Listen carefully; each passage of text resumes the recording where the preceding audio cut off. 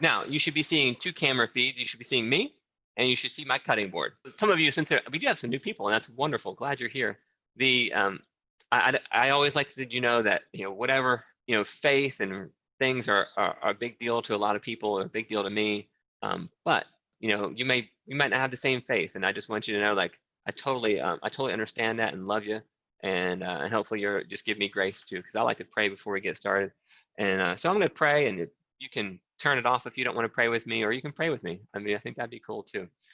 So Lord Jesus, thank you for giving us this day. I mean, it's pretty awesome, that, each day when my alarm clock goes off at 5:27, I open my eyes and I'm taking breath, and I'm breathing in and I'm breathing out, and I get to see my beautiful girls growing up. And, even in the chaos and the roller coaster that we're on right now, there's still some great beauty in everything.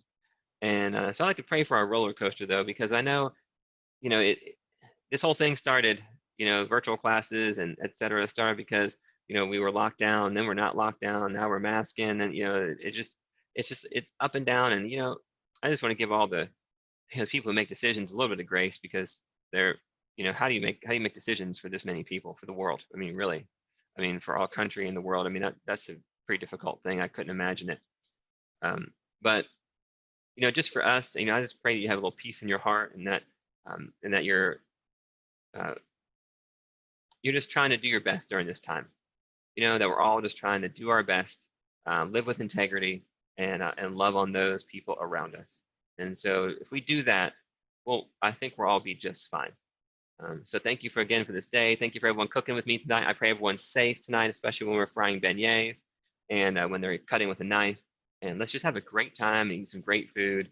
And hopefully families are bonding and stomachs are getting full, and we're getting a little bit of connection. So Jesus, you're amazing. I love you. I love you a lot.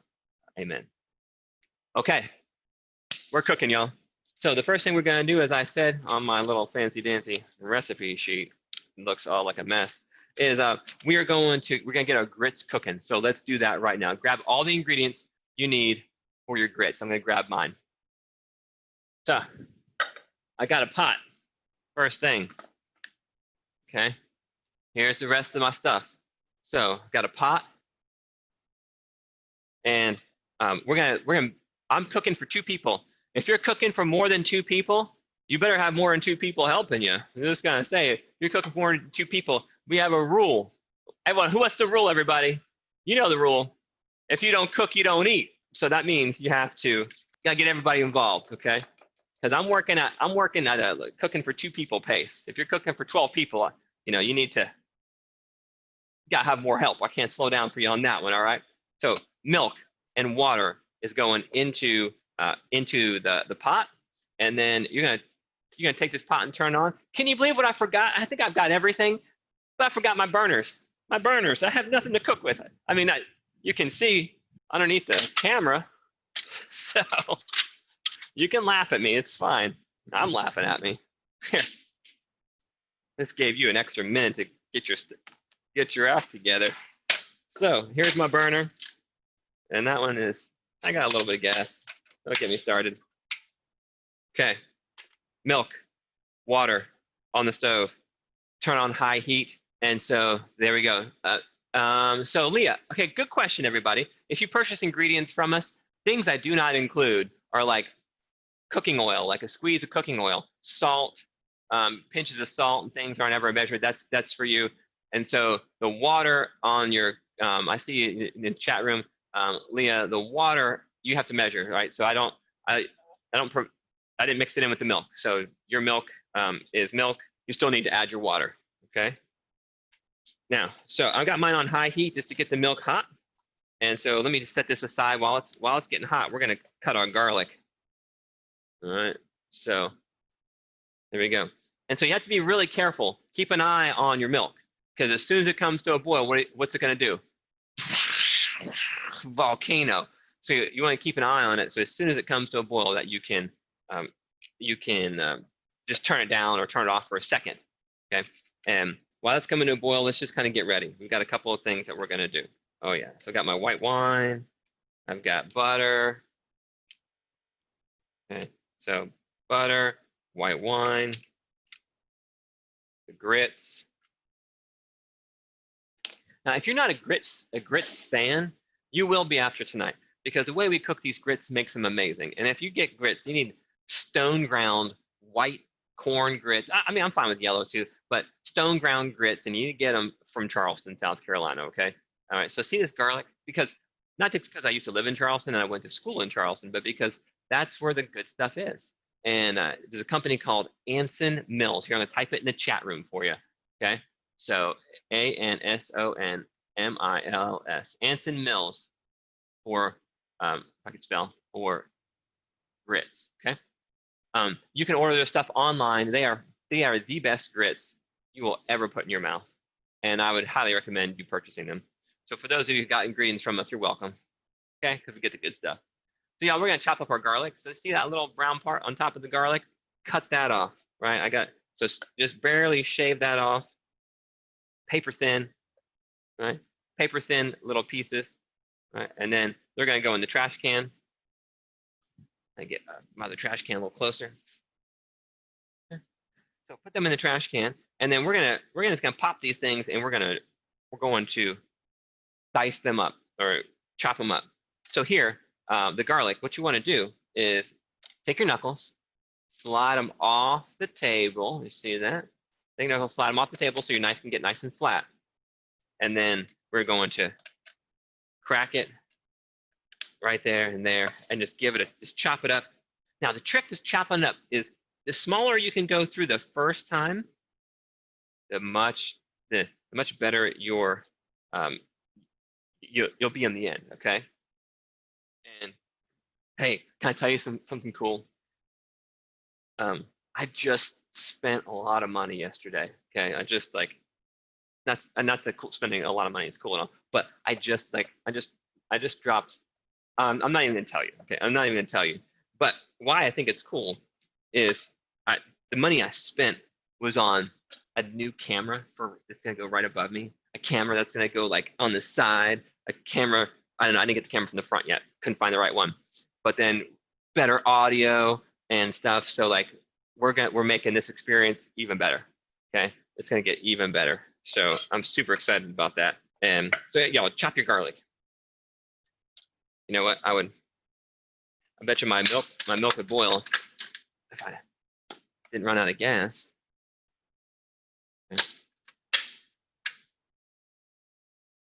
Okay, so there we go. So cut and chop your garlic as small as you can. Done. That's all I need to do.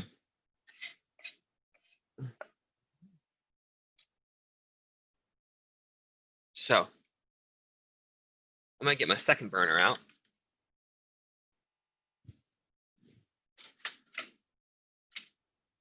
Now my milk is almost to a boil. Now if you do the recipe measure out the salt, because the salt, where is it? Salt for the serves too is a half a teaspoon. Okay. So if you measure it out, the recipe comes out just great. Now you see, like the chef, we were actually taught this in school, by the way. Like you were actually like to measure like a teaspoon and a tablespoon in your hand, right? When you make a little cup in your hand, so that you can just measure things quickly. And I thought that was really neat. I've used that my entire life. So let's check this. Yeah, there we go. All right, y'all ready? We're gonna cook a little bit. So I got my grit. My grit pot is to a boil. So I'm gonna grab my grits, which are right here. Grab a whisk. Now you see this? It's coming to a boil and it's wanting to start bubbling over. So I'm gonna turn my heat down. There it is. It wants to foam up. You see that? I know it's kind of bright because of the way it's reflecting, but so I turned my heat off for just a second. Now I turn it down to low. Right. And we're going to whisk in the grits. Nice and slow. Whisk. Oh, it's still wanting to bubble up on me. Come on, milk, go back down. So whisk, get your grits going. There we go. Now these aren't like, this isn't like Waffle House grits or Huddle House or IHOP or anything like that. I mean, hey, I'm not knocking those grits. They're just not they're not in the same league as what we're cooking now. We're cooking tonight. Okay. Okay. So my grits are in. All right. So Leah, you're slow coming to a boil. Hey, that happens sometimes. Sometimes I'm slow to boil too. But so just turn. Yep. Okay. Grits are in now. Fantastic, everybody. So her grits are in. My grits are in. Hopefully your grits are in. All right. So now we're gonna come over here and we're gonna fire this up. Bam. So I'm gonna fire up this pan. So I've got my flame on, y'all. My pan is on. And then let's just follow the recipe here. It says, all right, so the grits, you want to make sure that you have slow bubbles with the grits. Okay? So fast bubbles, right? That's boiling. Okay, that was your milk started to boil first. You add your grits in and turn the heat down so you have some movement. Okay, some movement. I don't know if you can see. It's just too bright. Some movement, but not rolling boil because then it'll burn at the bottom. Now grits want to stick, so every so often you just need to keep your whisk close and make sure you stir the outside. Okay, so stir around the edge, right on the outside, and then the inside. Okay, outside, inside, so that you don't get any burn. Especially something like grits, if you get that little bit of milk grit stuck to the bottom, it's going to scorch, okay? And when you scorch something, it gets burned. We have this saying here that once you burn something, it gets bitter.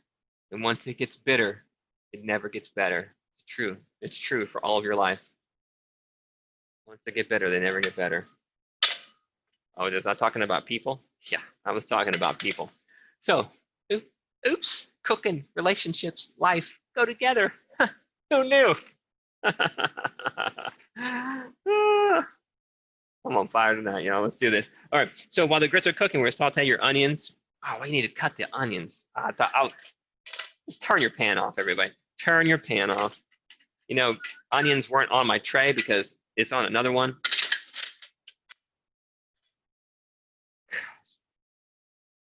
I'm just gonna screw all of you up right now, okay? Because here's what we're gonna do. Grits are cooking, so we're in good shape. So everybody, since we need to cut onions, if we're gonna cut onions, we might as well cut all the other ingredients for our shrimp and grits. So that's what we're gonna do. So grab the rest of your ingredients for your shrimp and grits, and we're just gonna make this happen. Okay, the rest of the ingredients that need cut, for instance. So we need a little bit of garlic, a little bit of onion, sorry, that needs cut. We have celery that needs cut. We have more garlic that needs cut, and we have the peppers. Is everybody with me? Everyone tracking along? I hope so. So since we had garlic here, let's just cut some more garlic. So we're gonna keep 2 piles. So that's for my grits, okay? And then this pile, this will be for our Creole shrimp, okay? So again, take a little brown end, cut that thing off. So shave it off, shave it off. All right, put that in the trash. Now this garlic is gonna get sliced. So all I'm gonna do with this garlic, I'm gonna cut it this way.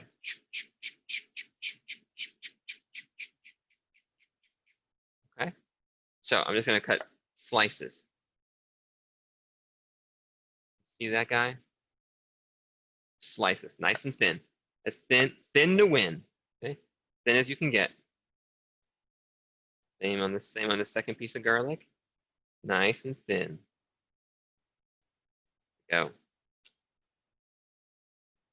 Oh, lost a piece over here.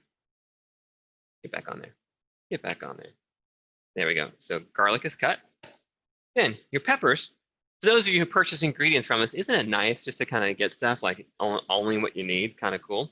But the reason I gave you smaller pieces is so that you could have colors. Okay, I thought about you. So I want you to have a colorful life. So I'm gonna just pull off, right? I'm just gonna pull off the a little bit left of the stem. Ooh, my grits stir those things up. Ooh, they're sticking just a little bit. That's why we gotta stir. Stir your grits. There we go. So let me teach you a nice a nice simple way. You know, you have this white, this white inner part. It has a little bit of bitterness to it. If you don't believe me, just go ahead and eat a piece, right? Just do this, and it's not terrible. But after you eat it and you swallow it, you're gonna have this little bit of bitterness. So what I like to do is just take the easiest way. Some people do it with a knife, and yes, I do it with a knife too. If you weren't looking, I would do it with a knife. But even if you were looking, I would do it with a knife. But I like to show you some things because your knife skills might not be like mine are. I've had a knife in my hand since I was 16 years old, and I'm 42 now, and I look like my father. I shaved my beard, and all of a sudden, I'm looking in Zoom, and I see myself. I'm like, I'm looking at my dad. What happened? At least he's a good-looking man. That's what I've been told. So we're going to take. I want you to be safe, and so I'll teach you the kind of safe, easy way. Adjust my heat.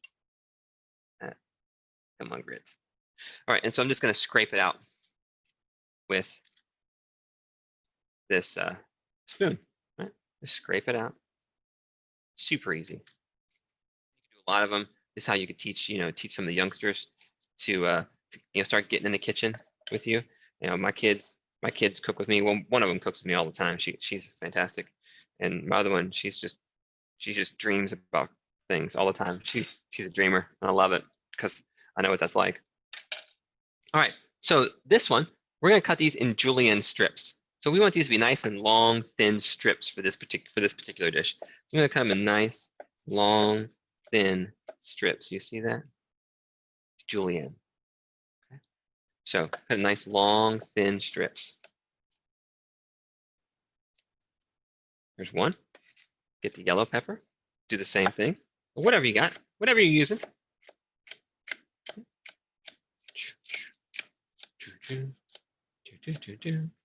Okay, those can get mixed up. That's fine. They're going in at the same time later. Then you need your celery. Celery, wash it if you haven't already. I think I washed mine already. And then you have just a little bit at the end. Okay, so a lot of times when people cut the end off celery, this is like what they do. Don't do that.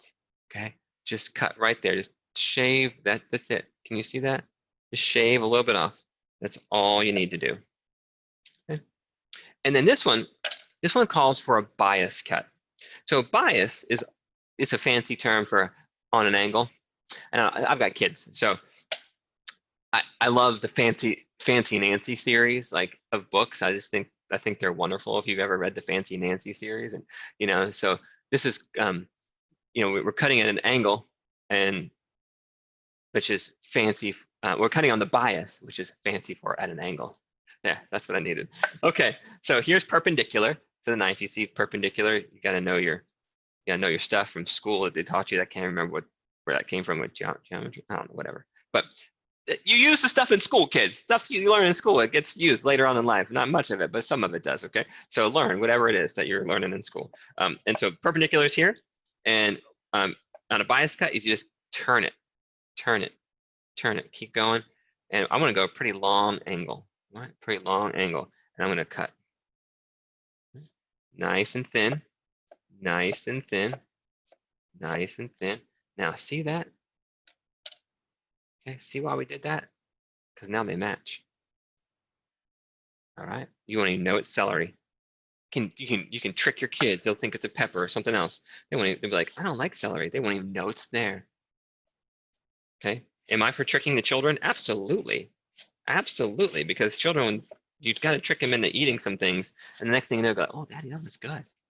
That was good. Because if you don't, then they purse up their lips and they're like, what do they say? They say, ew, it's gross, and they haven't even touched it yet. So it happens in my house, even in a chef's house.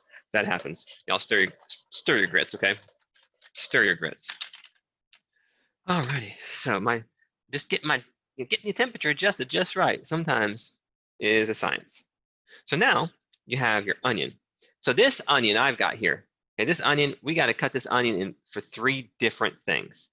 3 different things. So the first thing we're going to do with the onion is that dirty top right there. Okay, cut that off. Then the bottom, right? Cut that off. Then you got this. Now you got it on a nice flat spot. See here, roly-poly, dangerous thing. Flatten it up. cut it in half. And then that's where I peel it. Okay, for me, that's the easy peel when it's cut in half. For those of you who cook with me a lot, what am I going to say next? Let's just see if you can guess it in the chat room. If you're going to say, what am I going to say next? I'll give you a second while I get a drink of water. Let's just see if y'all are learning anything. No responses in the chat room. Really? Is this how you're going to do me tonight? Fine. Clean your cutting board. That's what I was going to say. Get all this stuff and put it in the trash. Okay? Put all this stuff into the trash. Because if you don't get it in the trash now, if you just push it to the side, you're going to have all of this stuff just chasing it around all night long. No fun. So get rid of all the trash as you go. So you have a nice clean cutting board. All right. So the for this one, let's just read the recipe. This one is julienne. I'm pretty sure onion, half an onion, and we're going to julienne it to match all that stuff. So here's a half an onion, and we are going to cut it in nice thin strips, just like you see. Since we're cooking it, we need to cook it in the same direction as the lines. You can see the lines in it. Okay, so make sure you're cutting in the same directions as the lines, so that when you cook it, so basically when you cut it with the lines, it just makes the onion stronger, so that it'll hold up while you're cooking. If you cut across the lines are going this way and you cut this way, right? I'll do that. That's the wrong way.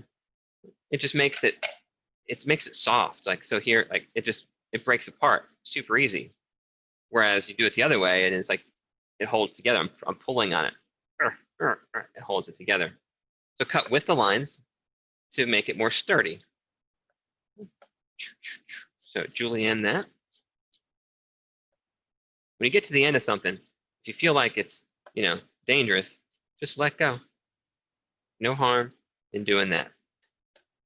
Check my grits though. Oh yeah. Okay, now your grits. Let's talk about your grits for just a second, because I bet you're in the same spot I'm in. Some of your grits are sticking, right? Some of your grits are sticking to the bottom, and that's okay, kind of, all right? So if your grits are sticking at the bottom, what I want you to do, okay, I want you to look right here, the tip of my whisk, it could be a spoon or whatever. I'm just gonna take one scrape, go one scrape, and then take a look. What color is it? So I know you can't really tell, it's not that detailed of a camera, but I got a new camera coming. It's light brown. I'm fine. If it's light brown, I'm fine. But if it's black, don't stir anymore. If it's black, that means it's burnt to the bottom, and you could pour this out into a new pot and don't scrape the bottom, as long, because when you cook something like this, if the carbon, the stuff that burned and the carbon sticks to the bottom, you can pour off the stuff on top without contaminating it with the burn flavor. So you can save it. In essence, you can save it. But if you scrape the bottom and stir burn into the grits, it's unsalvageable. You might as well throw it out and start over. Okay. So I didn't burn the bottom. I just got a little bit of sticking, and a little bit of sticking turned brown. Actually be good flavor. So I'm not worried about that. Cool?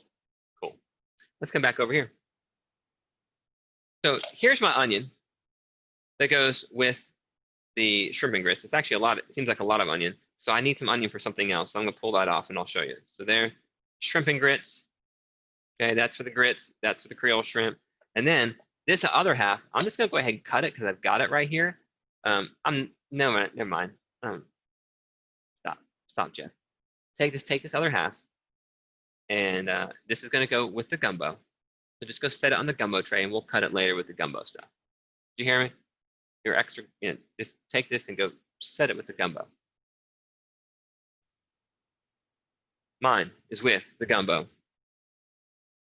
Now, I'm gonna take a little bit of this onion that was julienne, and I'm gonna dice it up for my grits. Perfect. That's all I need. How much does it say for the grits? onion, 2 tablespoons. That's easily 2 tablespoons. Cool. All right, if you're behind, it's a good time to tell me. All right, so I haven't seen anything in the chat room. I'm assuming all of you are like keeping up with me. So would be fantastic. The more you keep up with me, the faster we'll eat beignets tonight. Beignet. Okay. We're gonna cook. Grits are going nicely. So back where I started a little while ago is you got your pan. We're gonna turn your pan on. We're gonna get hot. Turn on and just let that thing get hot. Okay. Stir your grits. Stir those grits. Mine are looking good. I'm gonna turn my heat up just a hair. Cool. So let's just look at our recipe. All right, so we are on the grits. We gradually started in the grits. That was step number 2. Step number 3, reduce the heat to low and simmer. We're doing that right now. And then we're on step number 4. While the grits are cooking, saute the onions and garlic and a touch of oil. So get my pan hot. So for those of you who are new, we saute in 3 easy steps. Okay, like it's not this isn't an infomercial like 3 easy installments of $19.99.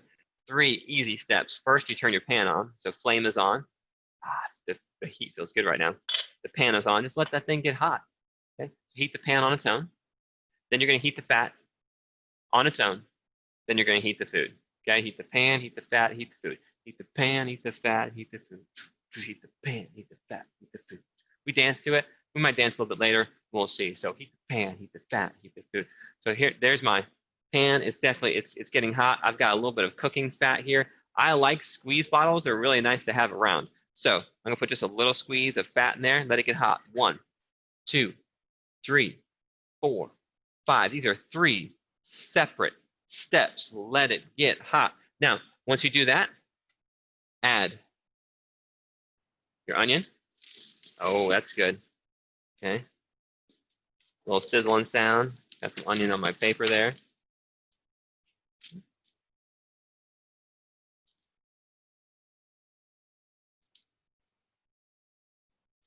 Okay. Onions in, and I'm going to grab a spoon. So nice to have all my utensils just like right there. Now I'm going to take a lean back. Can I tell you something that I noticed since we started doing these virtual classes is having the cameras and stuff. I cook a lot closer to the food, like almost like on top of the food. And I think I have an allergy to onions when they're cooking. I've noticed like my eyes have swelled up, not shut, but pretty close to it after a couple of classes when I would cook and just be really close to the onions when they were sauteing. So I'm gonna just kind of hang out over here and just let those guys cook on their own. Especially this right eye, they're just like it'll like swell up like a champ and be like that for a couple of days. I thought it was a fluke thing one time, but now it's happened a few times in relation to like sauteing right over a big pot of onions. Oh, there we go. So, all right. So saute my onions. My heat's a little hot. So saute the onions. Are you dicing 4 tablespoons of diced onions? He's doing 2. I'm doing 2. Okay, there's 4 of us, so we do 4. Yeah. So if you're cooking for 4 people, you're cooking for more people. So hopefully you've got more people helping. Okay. So garlic is going to go in. So onions, garlic. I like that when everyone does a panel, so you can just unmute yourself and ask me a question. That's fantastic. Hey, everybody, feel free to do that. I really like that. If you want to ask a question, you can either do it through the chat or you can just turn on your audio and ask me a question.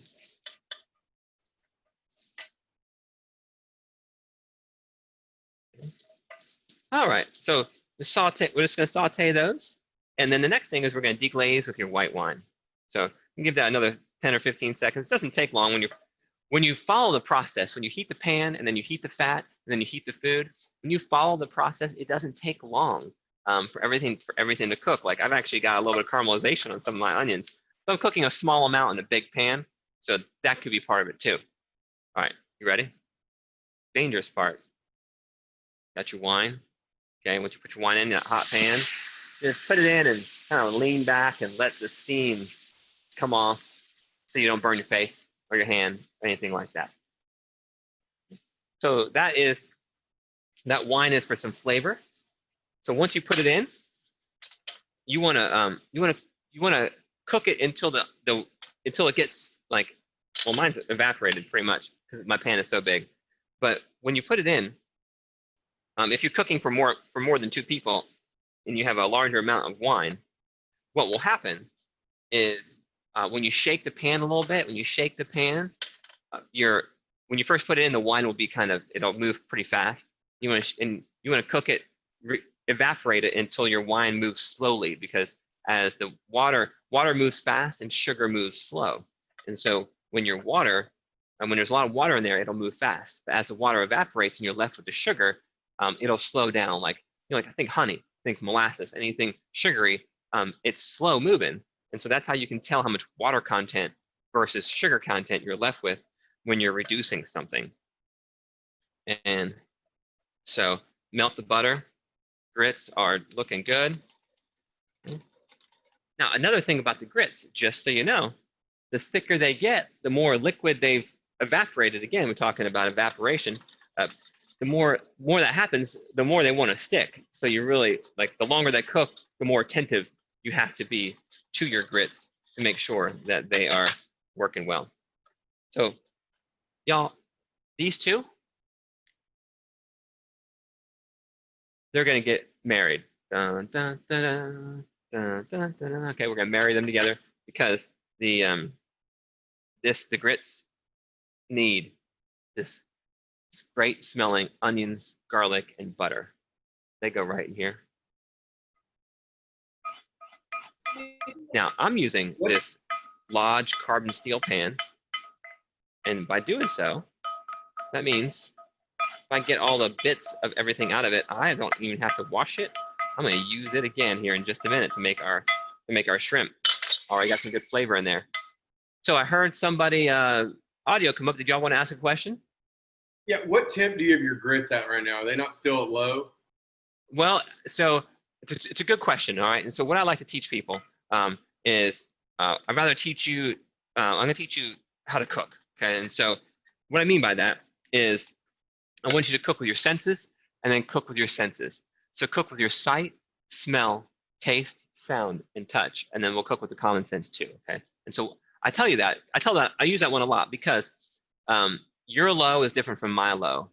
Like my BTU output is different from your BTU output, etc. You might be on gas, you might be on electric, you might be on induction. So since there's so many factors, like how big of a pot, how much grits you have in it, right? And all this cooking, like there's so many different factors that I typically don't teach high, medium, or low. Sometimes I use those terms, but instead I want to teach you just what to look for. All right. So earlier we talked about rolling boil, lots of bubbles, really fast. Okay. So what I just want you to do is adjust your temperature to when you just have slow bubbles, right? Like just a few. Like mine is. Let's see if I can get a better. Let me see if I can get my camera in here close. All right. Okay. Can you try to get a good angle here? Okay. So that's like slow bubbles. It's now it's thick. I can even turn down a little bit. These burners don't go down. They don't go real low, real easy. I turn it down just a hair, okay? But that's slow bubbles. Get the camera just right there. All right, you see some in there? And so that's what I want you to look for, is just to learn what the differences are for the different purposes. That's a simmer. Slow bubbles is a simmer, and that helps you stay in control.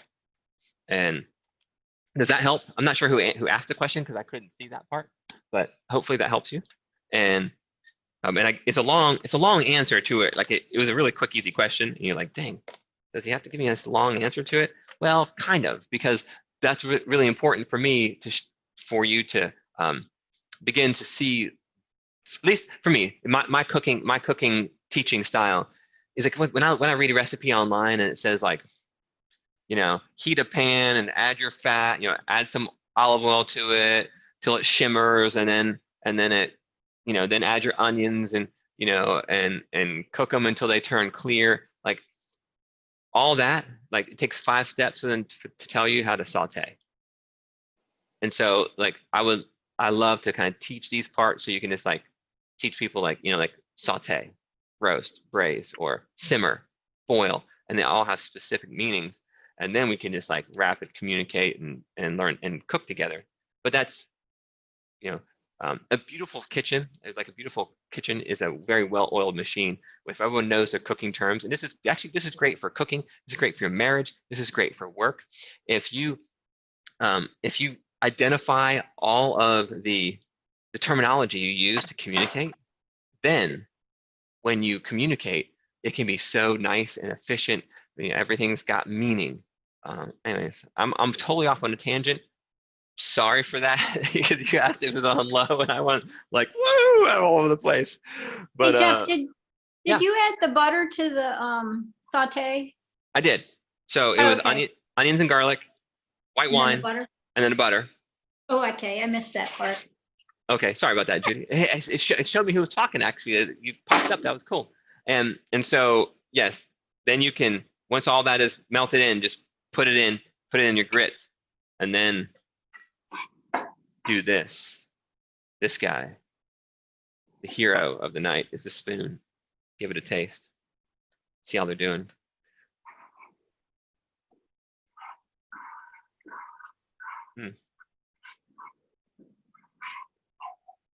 Pretty darn good. Okay. So I put just a little bit more salt in mine. My grits are done. I'm turning them off. And then we need to make your beignets. So everybody, the next thing before we cook your appetizer is we need to make beignets. All right. So I see Linda and you guys. You're up, but your audio is not up. Here. Did you want to ask a question? Let me see.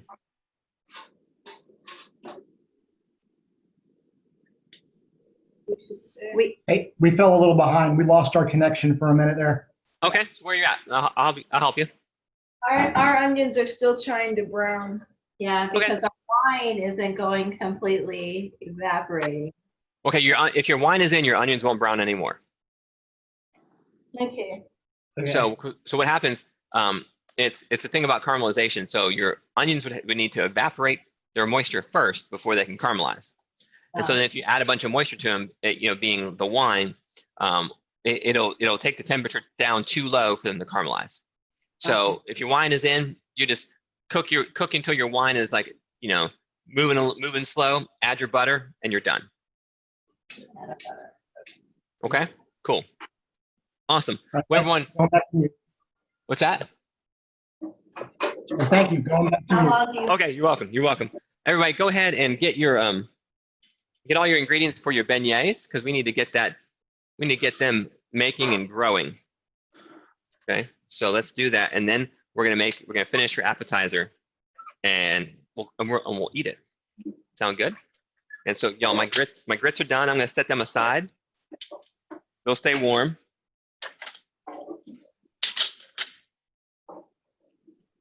And then grab all of your ingredients for the beignets. Got mine.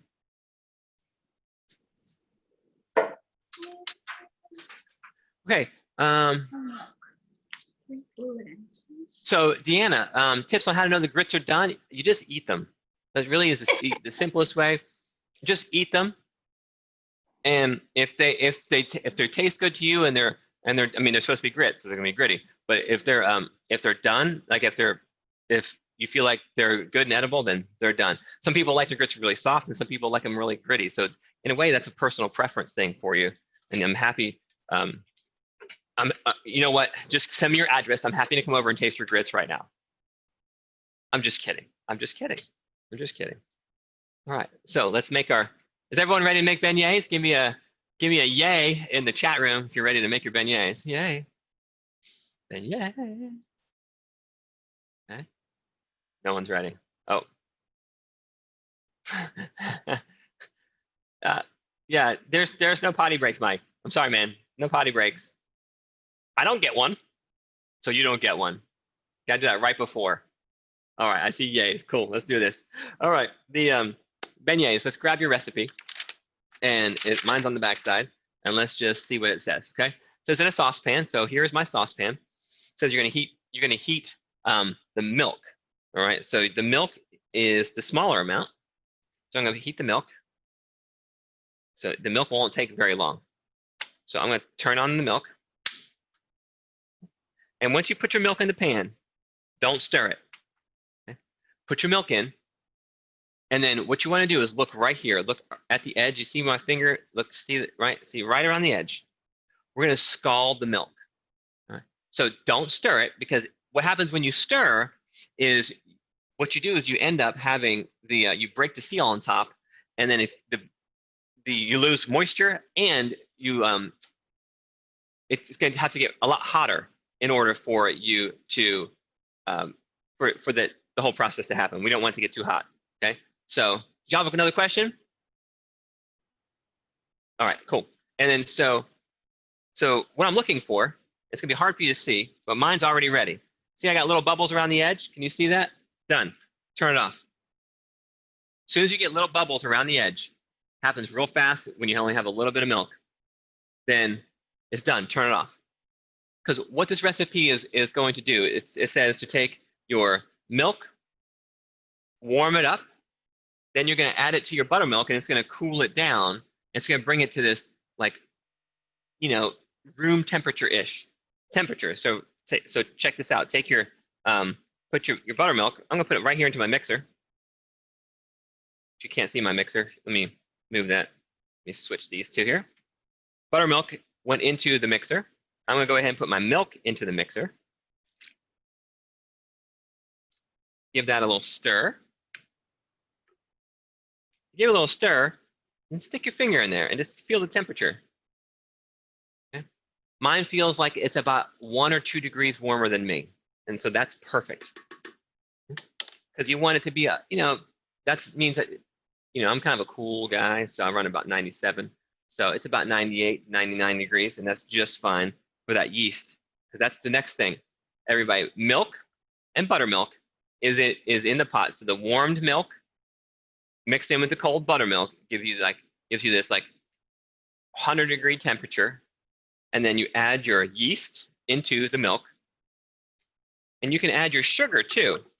So make sure you identify your sugar, not the salt. Okay, that would be bad. So you should have some sugar. If you're not sure, taste it. Definitely sugar.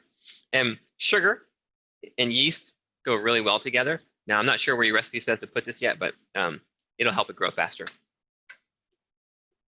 Yeast loves to eat sugar, so put that in there. Make sure you break up your yeast. Mine is like a ball of yeast down here. So break it up and just allow that yeast to start to come alive, start to bloom.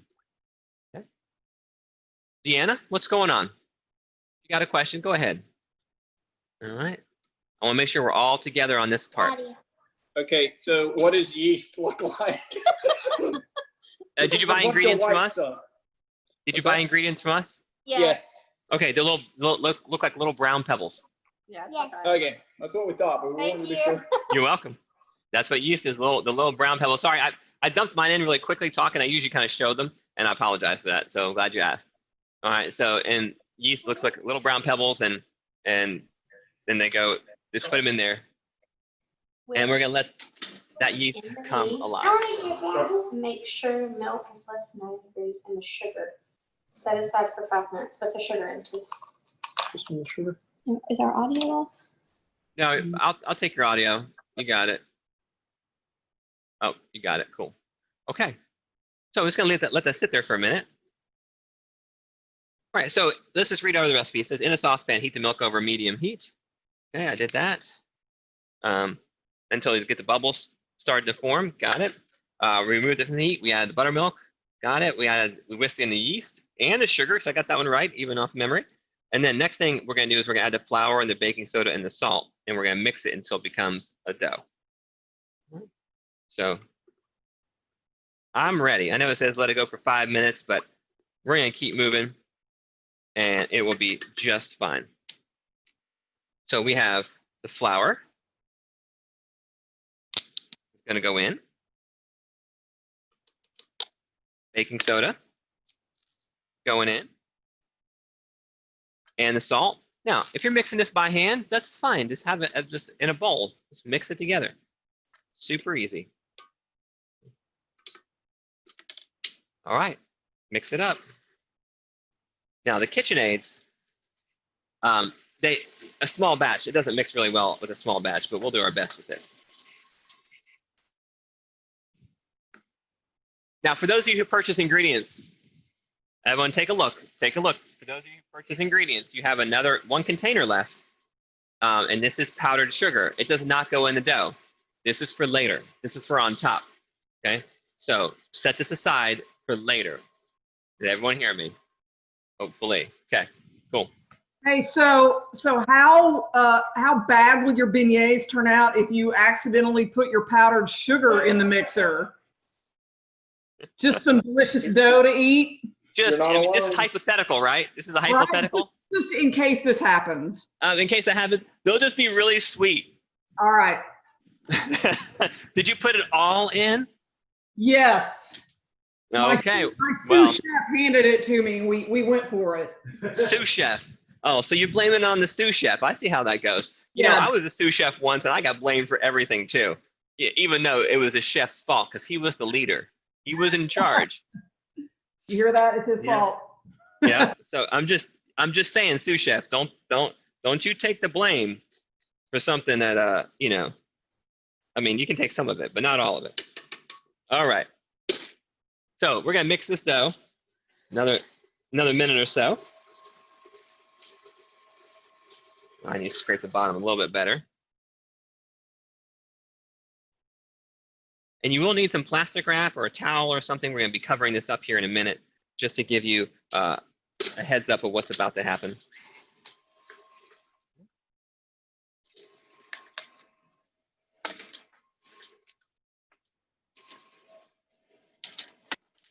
So I always love telling the story of this beignet dough because this beignet dough, it used to be more doughy, like a dough ball when we first started doing this class. And then one day, when we're doing it, of course, this is back years ago when we were in person. Then one day we were making it and they messed it up.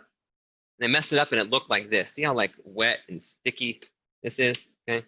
See how like wet and sticky and gooey that is? So one of the teams making it messed it up and we just went with it. We're like, okay, let's go with it. Okay. So we went with it. And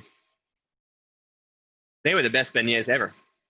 So I adjusted the recipe to make sure that the dough would come out wet and sticky every time. And that's where you took a mistake and turned it in. You know, they say take lemons and turn them into lemonade. And that's exactly what happened. We took a mistake and turned it into something great. So my dough is done. It doesn't need to mix very long because then you'll get tough beignets, and we don't want tough beignets. We want nice, soft beignets when they're done. Right? All right. Hopefully everyone's doing good. So my beignet dough, just take a quick look. Okay. All right. It's kind of sticky, soft. That's it. So I'm gonna go ahead and wrap this in plastic wrap so it doesn't dry out. And then we're gonna set it in a warm spot. So you know what you could do, depending on how warm or cold your house is. So you could turn your oven on. So I'm gonna turn my oven on to you know, like 150 degrees. I think it goes that low.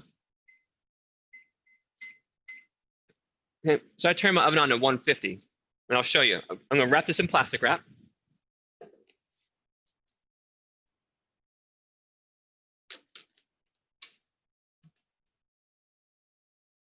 I just put plastic wrap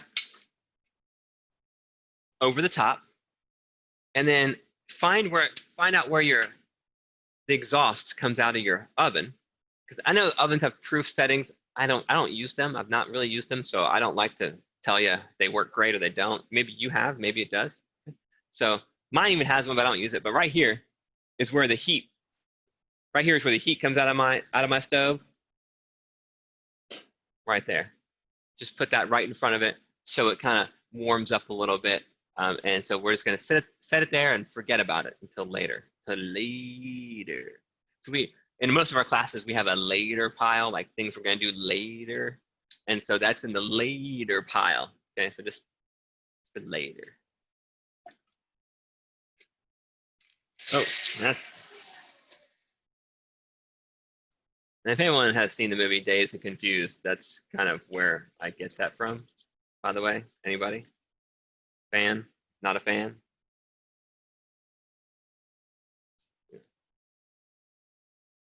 The old days. Clean it up, everybody. Clean it up. Okay. Are y'all dazed and confused that I asked you about the movie Dazed and Confused? Mm,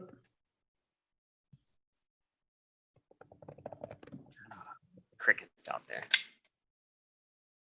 Okay, let's cook some other stuff. Now it's time to all right. Gotcha. All right, someone's with me. So Denise, how wet should it be? It could be pretty wet. If you want to show me yours, I can check it. So turn your video on, and you should come right up, and I can check it and see how good it is. If anyone is wondering if your beignet dough is on the right track or not, just go ahead and unmute yourself, turn on your video, and we'll check it. All right. And if you're having trouble doing that part, I can do it for you. Just let me know in the chat. Cool.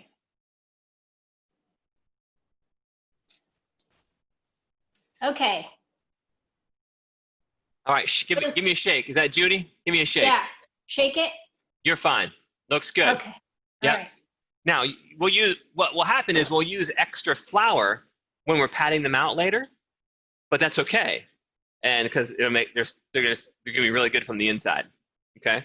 So Will these be good like leftover or not? So, that's a really good question. Hold that thought for just a second. Let me move this. Okay, everyone, really good question with the beignets. Hold on, is someone else up too? Oh, there's other people up. Okay, sorry, y'all. I need to change my screen so I could see. All right, so let me look at everyone's, and then I'll answer your question. So, Jennifer, Okay, thanks. Jennifer, looking good. Deanna, can't see it. Denise, yours is just fine. Okay. You used a whip attachment. Okay, so yours, Deanna, yours is fine too. Yours, yeah, everyone's great. Okay, everyone looks great. So Judy asked the question, are these good leftover? So here's what I like to tell you about the beignet dough. So this is what I used to do before we found out my wife had a wheat allergy. Is that she loves beignets. She would love, like, I would bring home beignets from class, actually, and but a lot of times I just bring home a little bit of dough. And so I take home like leftover wet, sticky beignet dough, and I would put it in the fridge. And then I take a pot, like later how I show you to fry, I would do that, just a pot with a little bit of oil in it. And then I would cook the beignets fresh. So Judy, you could cut a piece or two off, right? And just make 1 or 2 beignets and eat them today. And then save the raw dough, and you can keep it for anywhere from 2 to 4 days. Okay. Okay, and then and just cut some off and eat it. And Okay, that's good. way better My grandkids than, are coming and I wanted them to try it. yes, and so that's way better just to fry quick and fresh, because they take Okay. like a minute or 2 minutes to fry. I mean, super easy. And you can fry them like I'm literally gonna fry them in this small pot with this much oil on the bottom. So it doesn't take much, and you can, when you do that, you can set your oil aside and just put plastic wrap on it until the next time you use it, and just and reuse it. Good idea. And so Thank that you. makes it really simple, and then you get fresh beignets. Now, if you happen to say, you know what, I want to fry them all, you can fry them all, put them in the fridge, and then I would just warm them in the oven and put fresh powdered sugar on them, but just not going to be as good. Okay. Okay, so cool. What about the grits and the shrimp? Can that be like leftover? I wouldn't cook the shrimp. Shrimp will get rubbery. Okay. I mean, so everything could be left over. No, I mean, grits reheat just fine. Reheat them with some milk though. When you heat them up, add a little bit of milk to them. Okay. But then other than that, if you can, shrimp reheated is not my favorite, but it can be done. So that's just, everything else could be sauteed, and Yeah. Takes like seconds, so. yeah, it does. It's really this next part, which we're about to do, everybody. Everyone, grab your pan. We're gonna start heating it up so we can cook it. All right. And so yeah, that you'd be just fine on that. All right. So let me see. I saw. Hey, Jen, Jeff, it's Denise. You're welcome. Hear me? You're welcome. Okay. So Denise, do we put the dough in plastic wrap or leave in bowl and cover? We're gonna leave in bowl, Denise. So Oh. just like this one. Okay. So I was doing something else, I think. when no you worries. said- Cool. That's just put it. Just leave it. Wrap the top. Leave in the bowl. Wrap the top, and put in a warm spot. All right. Let's get to cooking, y'all. So we want to. We're gonna start cooking your Creole shrimp and grits. So you can turn your pan on. Let it start getting hot. It's getting hot in here. All right. So then here's my ingredients. And what else are we missing? Oh, we need the rest of this. We need a shrimp. Okay, cool. So I'm gonna get all my stuff opened up. So we're going back to sauteing, everybody. Heat the pan, heat the fat, heat the food. Heat the pan, heat the fat, heat the food. Okay, that's what we're gonna do. I'm gonna grab a pair of tongs, and then y'all, we're gonna spotlight this my cutting board camera. So I'm gonna go down to one camera for a minute, so you can see everything much closer. Okay, so while your pan is heating up, take your shrimp. Now, my shrimp have thawed, and see all that water? So that's dangerous. So what you want to do is just kind of pour that off into a sink, or wherever you got. I got a trash can, and I'm right here. Pour off that extra water. Don't lose any shrimp though if you're going on top of a trash can or wherever. So pour that off, and then you're going to take a little bit of cooking fat, so a little bit of oil for today. Just put a little bit of oil on there. I'm gonna put a little salt on it. With pepper. Not a lot of pepper because we're doing Creole seasoning. And you want to get your Creole seasoning, okay, right here. Now, I said in the chat room earlier, but you know what? Some of you didn't see that. You have to go ahead and mix your Creole seasoning up. So if you haven't done that, just quickly, just toss it, just toss it in a bowl and go, mix it up, and you got Creole seasoning. Okay? It's a really great recipe. I'm going to be working with a spice company, and we're going to put some of my rubs in a bottle, and you're going to love it. I'm gonna love it. So good.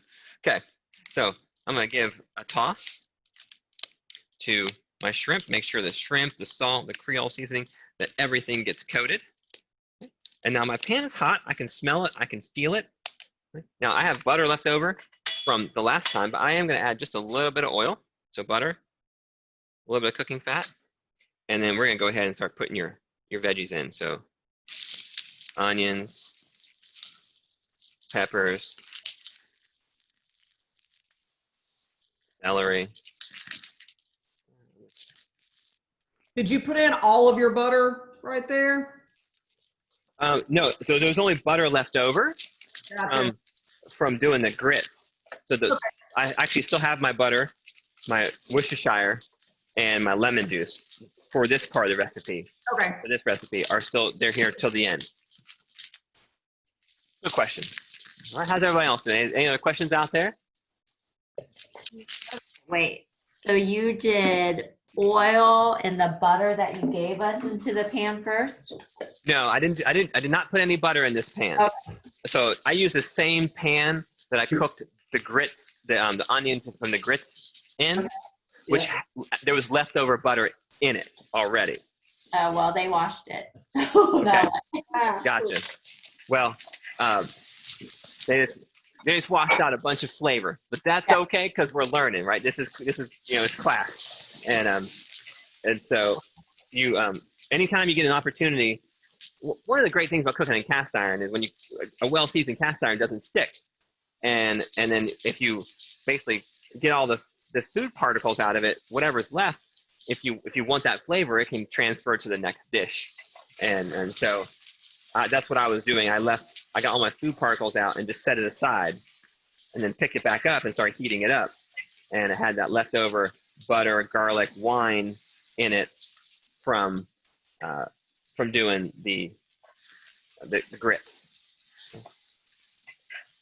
Anyway, no worries if that's the case. You live and learn, okay? Live and learn. Like John Maxwell would say, he said when you fall, or when something doesn't go right and you fall down, and he says while you're down there, just pick something up on your way up. So meaning learn something new, pick up a new skill on your way back up from wherever it is. And I think that's a wonderful wonderful way to live, and one I've hopefully tried to live for most of my life. And okay, so here, all we're trying to do is get this stuff, is to soften your veggies. That's it. We're gonna soften your veggies. All right, so my veggies are about halfway soft right now. So you can tell, you can pick one up. Okay? You can pick one up and just see how it's still, this one's starting to soften, but it's still pretty firm.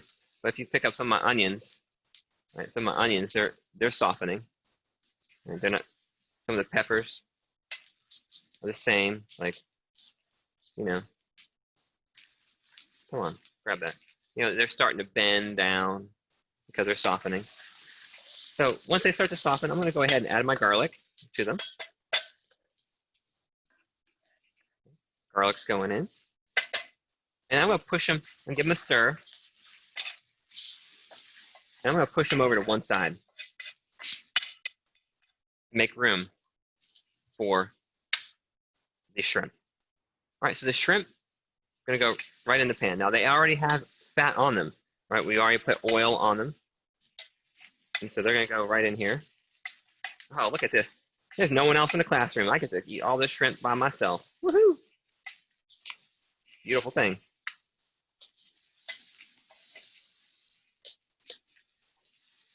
Got a little bit of flavor left in the bottom of that cup.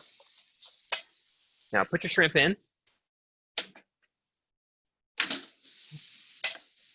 Put your shrimp in and just leave it. Okay, just leave it sit there. All right, while it's cooking, we'll get cleaned up and let's talk about your protein. I do have some new people on, and that's good teaching and reiteration for everybody else as well. All right, I'm gonna turn back. I'm gonna change my camera view here. Okay.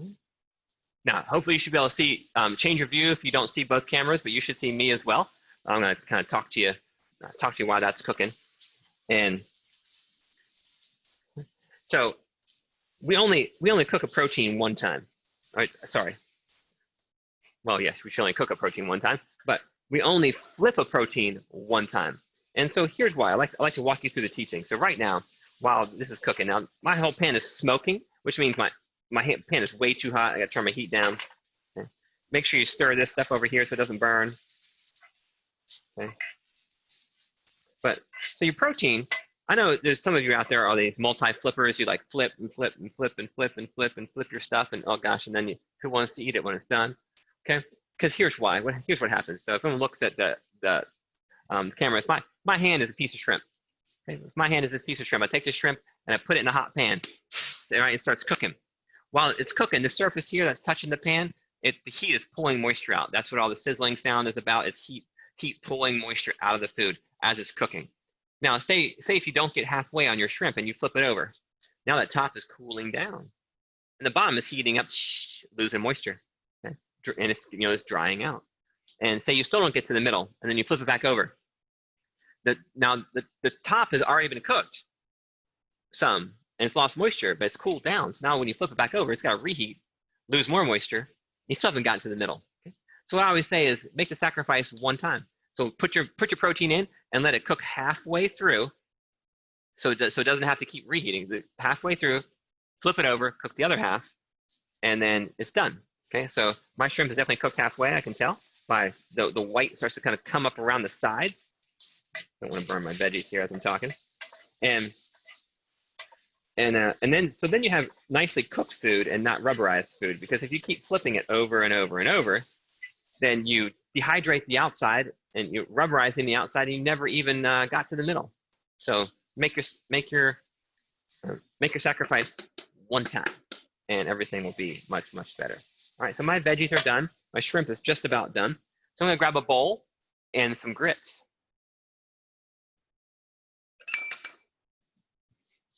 So I got a bowl.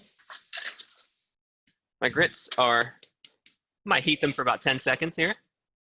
Oh yeah, they're looking good. Cool. So everybody, here we go. Got a bowl. Got some grits. I'm gonna take some of my veggies. Put them right on top. and then add my shrimp. And there we go. We have Creole shrimp and grits. Okay. That is our, got me right there. Almost burned myself. So there you have that. Now I can get the rest of this off into a container. Let's see, where am I putting that in? Because I'm not eating it all. We'll do it here. Okay. All right. So let me know how you're doing because I want you to eat. We're gonna take a little. We're gonna, I take think a little break here. lemon juice and the Worcestershire sauce and the butter. Oh gosh, we forgot all that. What am I doing? Thank you, somebody, because I'm just moving. I moved them off my table, so they were out of my view. Hey, everybody, don't forget to do this. Take your butter. Thank you for saving me. Okay, so you need your butter. Okay, something seemed off. Put that back in there. Okay, you need your butter. Okay, so my pan is off when I do the butter and the Worcestershire. So add your butter, all of it. Worcestershire and your lemon juice. Whew. How's it? There. Now. Okay. So like that never happened before. Okay, it didn't happen. Now put your veggies in the bowl. Okay. Put your shrimp on top. Now you're ready to eat. All right. Thanks for the save. Who was that? I didn't even get to see what it was. So there's my bowl. I'm ready to eat this time. You should be ready to eat too. So we'll do I got some leftovers for tomorrow.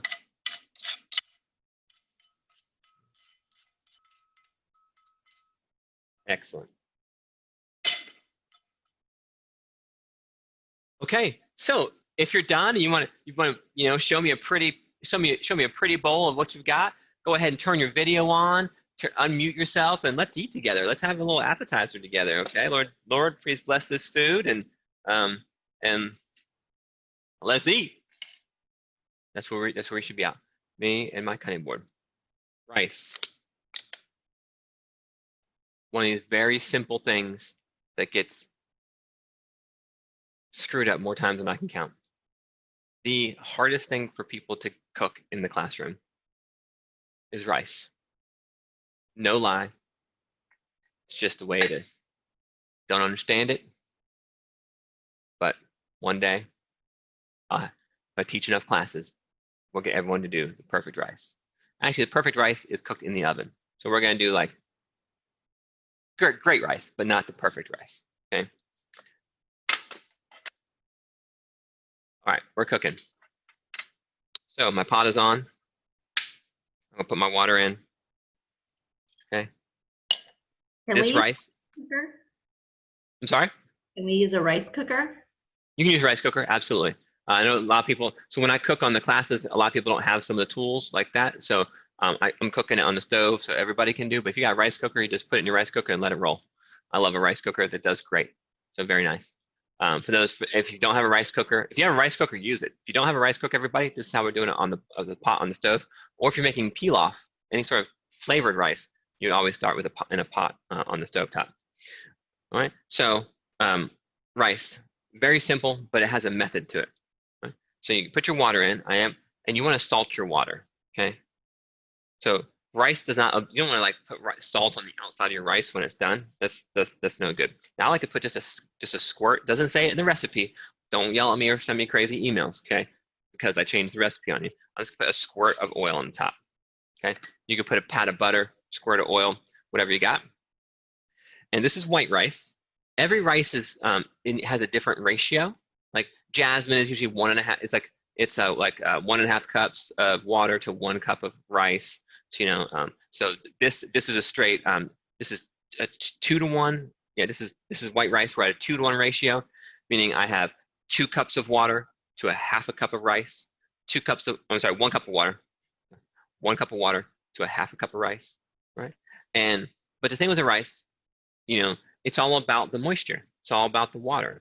So, and So that means if you have too much water, rice is gonna get overcooked and be gummy, and it happens. Okay. If you don't have enough water, it's gonna be crunchy. But here's the thing. I think where some people mess up sometimes is two main spots. Well, three. They don't measure properly. That's one. Number two is they turn the water on and they forget about it and let the water boil away, and then they put the rice in. For every couple of seconds your water is boiling, you're evaporating moisture, getting less and less moisture, and then you put your rice in, you cook it, and it's so crunchy. You're like, oh, what the heck happened? So that's the second. So as soon as your water comes to a boil, which mine is, it is at a boil. So as soon as it comes to a boil, put your rice in, okay, give it a stir. Okay. Bring it back to a boil. This is probably the third spot. Bring it back to a boil. So I get a nice rolling boil. So as soon as it comes to a boil, this is the last part. Put your lid on it while it's boiling. Lid. Turn it to low. I'm going to use that temperature. Turn it to low. And set a timer. Okay. So boil it. Bring the water to a boil first. Add the rice. That's second. Okay. Then you come to a boil one more time. Your second boil. Put a lid. Turn it to low. And let it go. With a timer. I'm going to move mine out of the way. Timer. 12 on that one. So just to give it a check. All right. Rice. Let it go. Make sure you set a timer. Read the bag. All right. I always set my timer a few minutes short of what the bag says to cook it, so that I can check it and make sure that it's doing well. All right. So that's it. Rice done. Well, not done yet, but it's cooking. You know what I mean.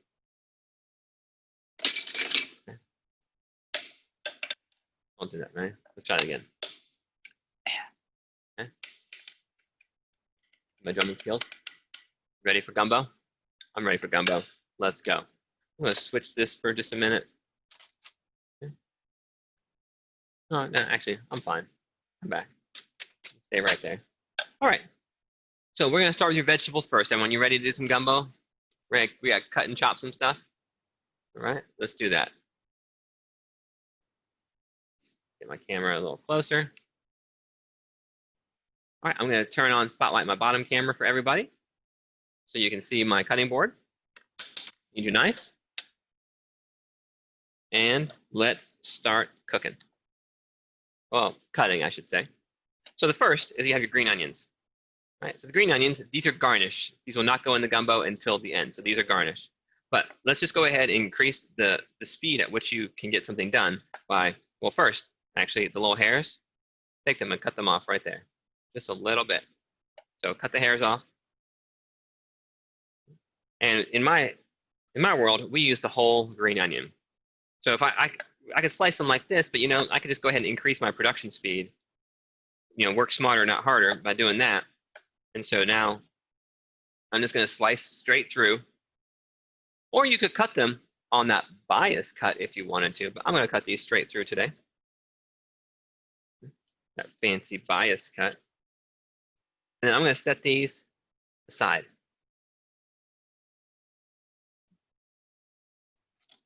So onions, green onions are done for garnish. We'll use those later. Celery, same as earlier. Cut the end off, just barely shave that end. Okay, wash it if you haven't already. And then same thing with the celery. Celery, it's just way too big for your knife. So we'll cut it in more manageable pieces that can fit underneath your blade much easier. Right. And this one I'm going to cut in strips because we're going to dice it. Strips. And I'm going to turn it 90 degrees, line it up, and give it a dice.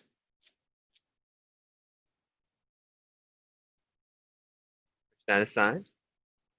Then green pepper, same as earlier. Pull that off.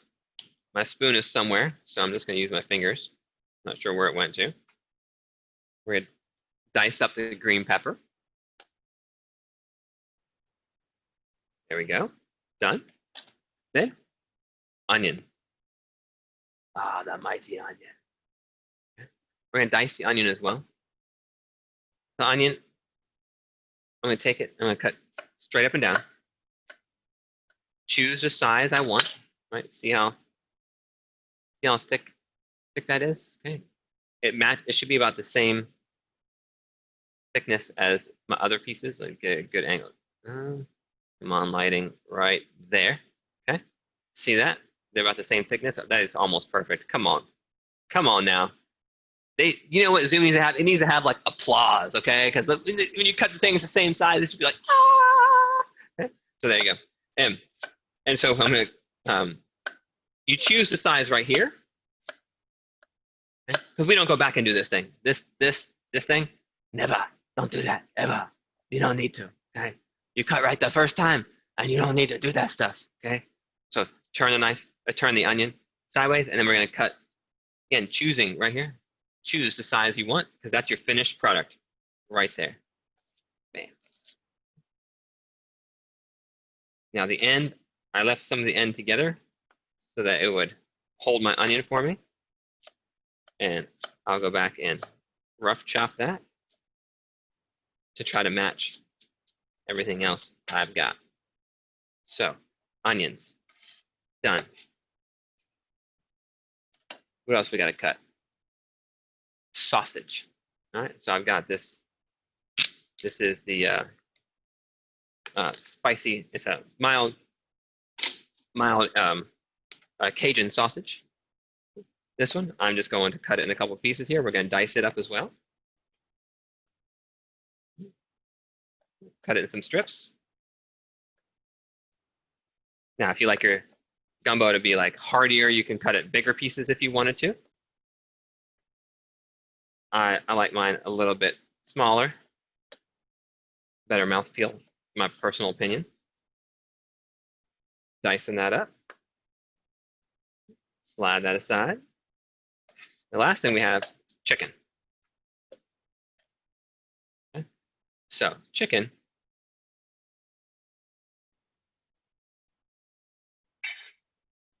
I just happen to have a second cutting board. You don't have to use a second cutting board, but I have one right here. So I thought I would just get it out to do the chicken part. And I'm gonna put some gloves on just because. Have we chopped, should we have chopped green pepper by now? Yes, green pepper. I slid that one in on you. Green pepper, everything is chopped. Green pepper, celery, onions, and sausage. So yeah, go ahead and jump into that one and get that chopped up. All right, y'all, I have chicken. I'm not sure what you have at your house. The recipe calls for bone-in chicken thigh, and bone-in is fine because it just takes extra time to cook. Those of you who purchase ingredients from us, you got boneless, skinless chicken breast, or chicken thigh, boneless, skinless chicken thigh, and that's what I have because that's what you have.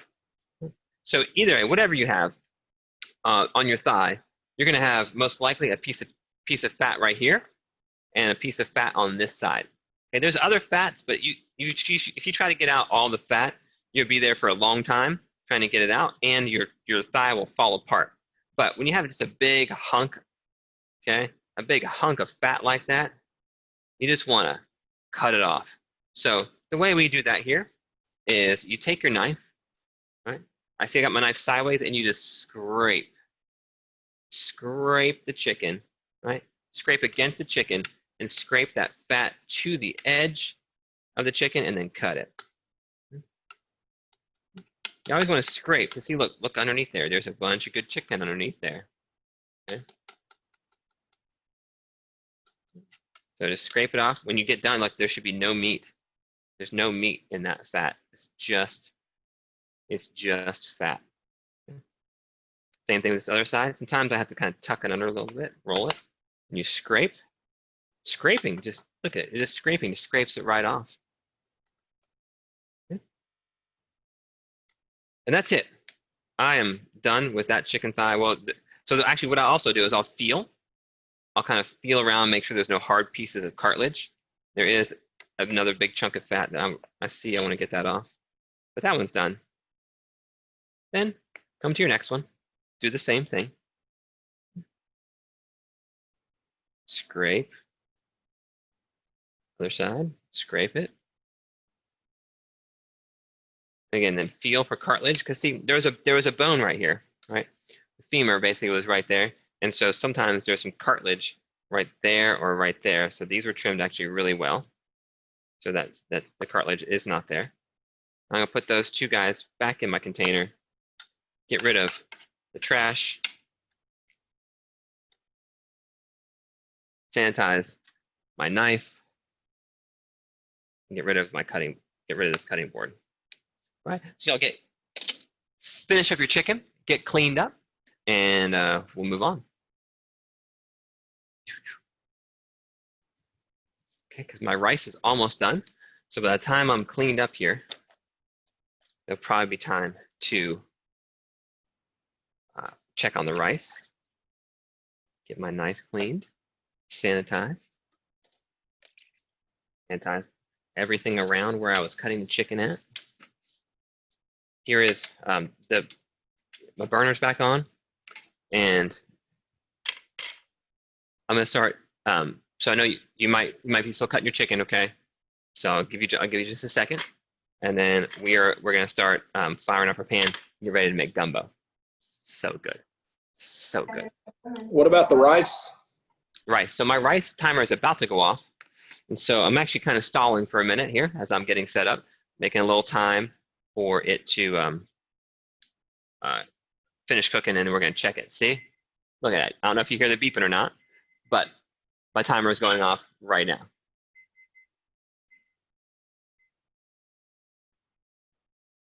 So I just want to check it. So when you check it, you just get a fork. You got to get to the bottom real quick, but don't lose all your steam. So I'm just going to open. Mine's not done. I think my heat was too low. I lost too much heat, so mine is nowhere near. And so I'm going to turn that back on. My heat was just a little too low. We'll set it for another 5 on that one. But if your rice is cooked, then your rice will be is done. But mine is not. So Test your rice like that and you're like, it's not done at all and you need to add 5 minutes to it. Should you put any extra liquid in there or just leave the liquid as is? I'm gonna leave it as is. There's still plenty of liquid in there.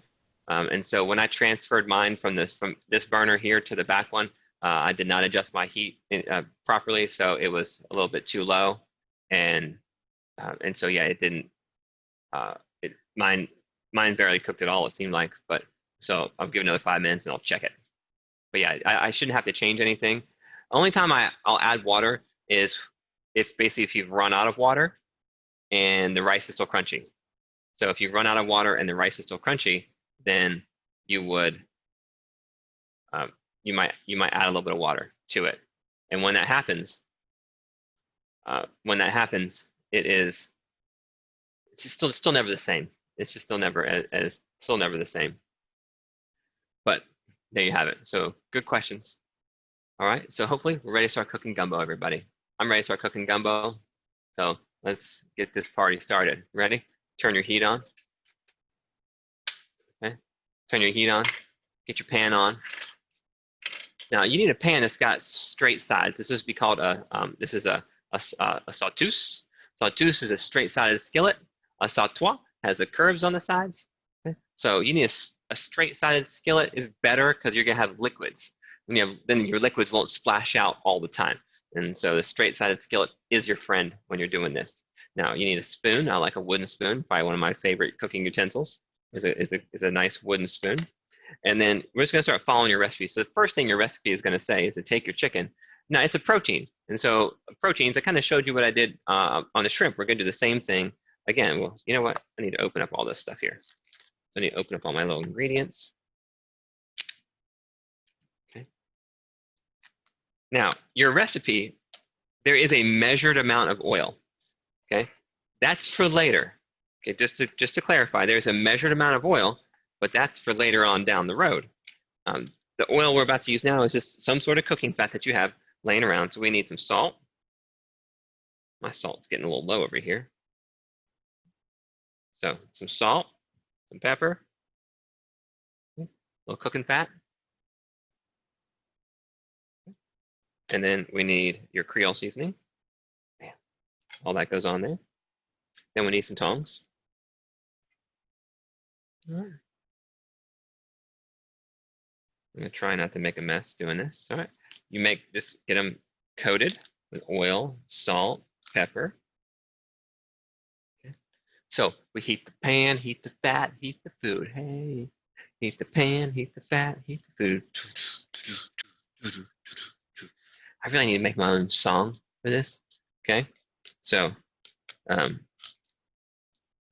right. So get my pan hot. Now, this time, I might put a touch of fat in my pan, so just a little bit. So my pan's hot. I'm gonna go ahead and just put a little bit of fat in the pan. I'll put it off to one side because I'm gonna do more than one thing in this pan at a time. I mean, you got all this big pan to use like that. Now put my chicken in, flatten it out.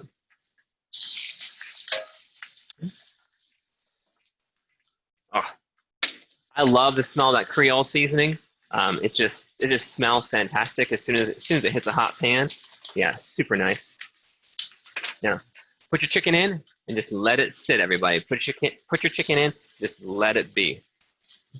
Now, on the other side of the pan, put a little bit more fat there. Okay.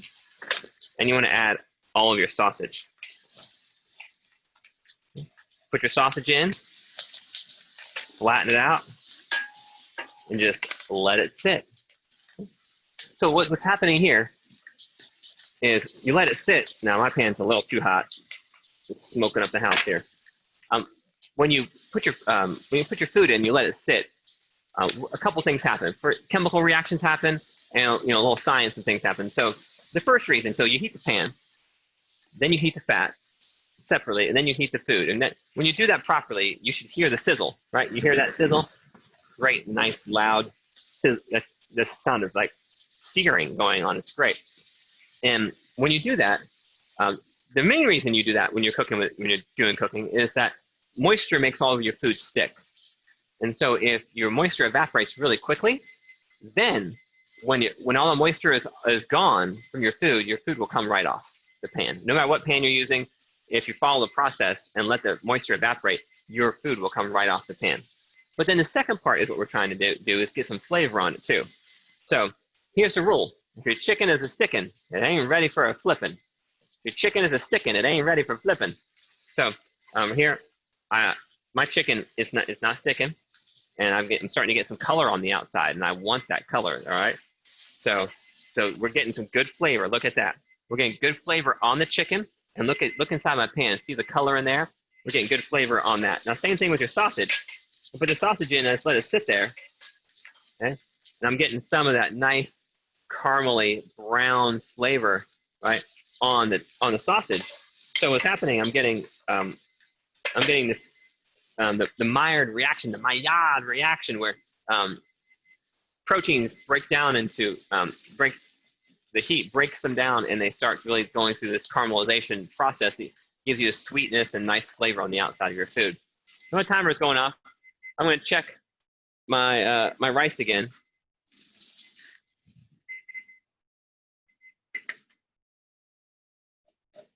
Okay, that was better.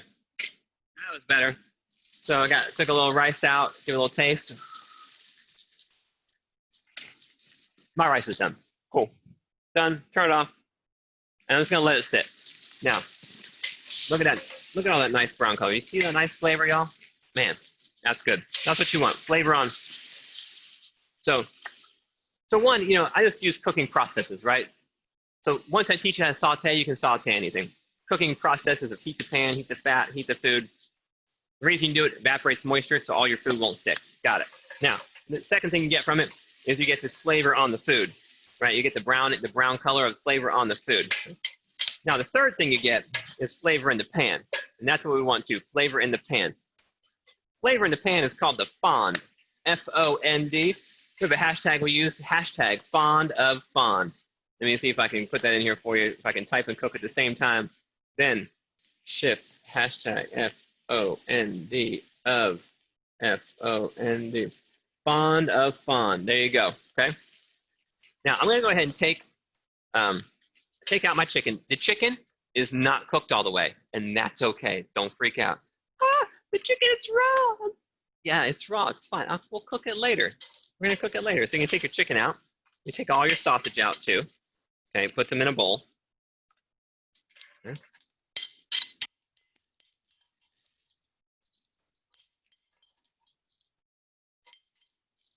Try to leave the fat behind. And there's a little bit of fat left. Try to leave it behind. There. Now take a look at that. You see all that stuff stuck to the bottom of my pan? Oh, that's the good stuff. Okay? That's why it's called fond. Everyone's just so fond of the fond, okay? It's this fond. So we're on your chicken and sausage gumbo. We did step number 1. We heated your cast iron pan or your Dutch oven. We browned the sausage. We also browned the chicken. Yes, we did those at the same time. Now I'm gonna turn my pan off for just a second. Because the next step, it says, is to add your flour, right? So we're gonna add your oil and your flour, and we're gonna start making this roux. So this is where you need your measured amount of oil. Right here, we've got the measured amount of oil. Okay. So Jennifer, if your meats are still cooking, you can just go ahead and take them out. Okay, as long as you've got, again, your chicken should not be cooked. You're not trying to cook it all the way through. Only trying to get 2 things: brown on the outside of your chicken and brown in the pan. Once you've accomplished those 2 things, just take it out. And it's gonna be raw, it's gonna be in the middle, and that's fine. Okay, so you should be able to take it out, and then you wanna go ahead and add your oil, the measured amount of oil, and the measured amount of flour. Put them together. Okay. Now I turned my pan off so I can get a little bit of control, right? And I'm gonna mix these 2 together. Right? There we go. So I've got them mixed together. Now, once I feel like I'm in control, like I feel like I'm, like the pan's not too hot, I feel like I'm ready to go, I'm gonna turn my pan back on.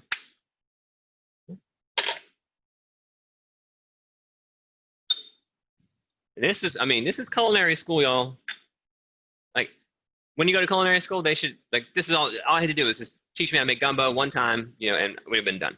Because we learned so many cooking principles in this one pot. So right there, you got, that looks kind of like a blonde color, right? So that is what we call a blonde roux. So we're gonna cook this to a dark roux, because right here, this is what we have as a roux. A roux is equal parts by weight. You'd weigh them, okay? So this is a perfect roux would be equal parts by weight: flour and fat. Any cooking fat: butter, bacon grease, lard, oil, coconut oil, whatever you want. But what I've learned about Creole cooking is a lot of Creole cooking, they use they use oil, canola oil. One, because it's cheap, but if you add a little extra, sorry, I'm eating some sausage, it's really good. It's just calling my name. I couldn't keep myself away. But a perfect roux would be thicker, would be pastier than this. I shouldn't say thicker because nothing's been thickened yet. Flour does not thicken oil. Flour dissolves in fat, and that's what gets you what we have here. And so what's going to happen is we're going to keep cooking our roux. And if you cook a roux with butter, it takes a long time. But if you cook a roux with oil and you put a little extra oil, like this is kind of runny, then you can cook it fast. You can get a nice brown roux really fast. And that's what I learned about Creole cooking, is just you add a little extra oil to it, a little extra fat, and you can turn up the heat a little bit, and you can start to make headway with getting a brown roux pretty quick. Now, I can start to smell it. You start to smell this nuttiness. Okay, make sure you stir. Don't miss the corner back here that you can't see. Okay, that one gets dark. People miss that one all the time. Now, I feel like my pan's a little too hot, so I feel like I'm losing control a little bit. Like it's gonna start darkening before I can even stir it enough. So I turn my pan down, and what we're doing is we're doing the same browning that you got on here is happening in here. It's the same reaction, almost like this. This is the caramelization process where water boils at 212. Right? So water boils at 212, but food sugars don't caramelize until much hotter than that. And so when you have a lot of water hanging around, then you can't brown anything. I think we mentioned that earlier tonight. So when there's a lot of water around, nothing will brown, because water boils at 212 and at 213 at steam. So it's just the as hot as it will get. But your roux, or even the the amino acids in the protein, the sugars in the flour that have broken down and turned into this nice caramel brown, they don't turn brown until at 320 to 350 degrees. And so when there's a lot of moisture around, the temperature just doesn't get hot enough to turn something brown. So when you put your flour and your fat in here together, you first have to dehydrate the first have to evaporate all the moisture from the flour, and then the temperature will start to rise, and you'll start to caramelize basically the food sugars in that flour, and you get a nice deep chocolate brown roux. So you have to get your roux to the right color before you add anything else. Okay? But once you get it to the right color, like mine is right, as soon as I get it right, then I have to stop the cooking process because I'm going to add a bunch of moisture right here. You hear that sizzle? Okay, that's the sound of moisture going in. So if you think you burned your pan with your roux in it, don't add your onions. Let me see it. Okay, if you think you burned it, then I'd rather you start over with your roux, something easy to start over with, than add your onions and stuff to it. Okay, if you think you burned your roux, stop. Okay, please stop, because if you did burn your roux and you start adding other ingredients to it, you're throwing everything away. Okay, as we talked about earlier, when something burns, it gets bitter, and once it gets bitter, it never gets better. All right?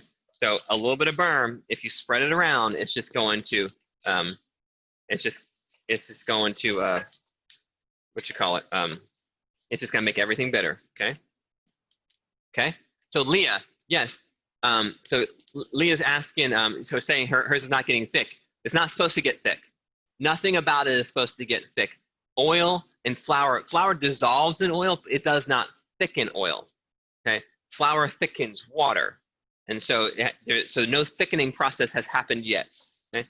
All we've done right now is taken our roux and took it from, took it from a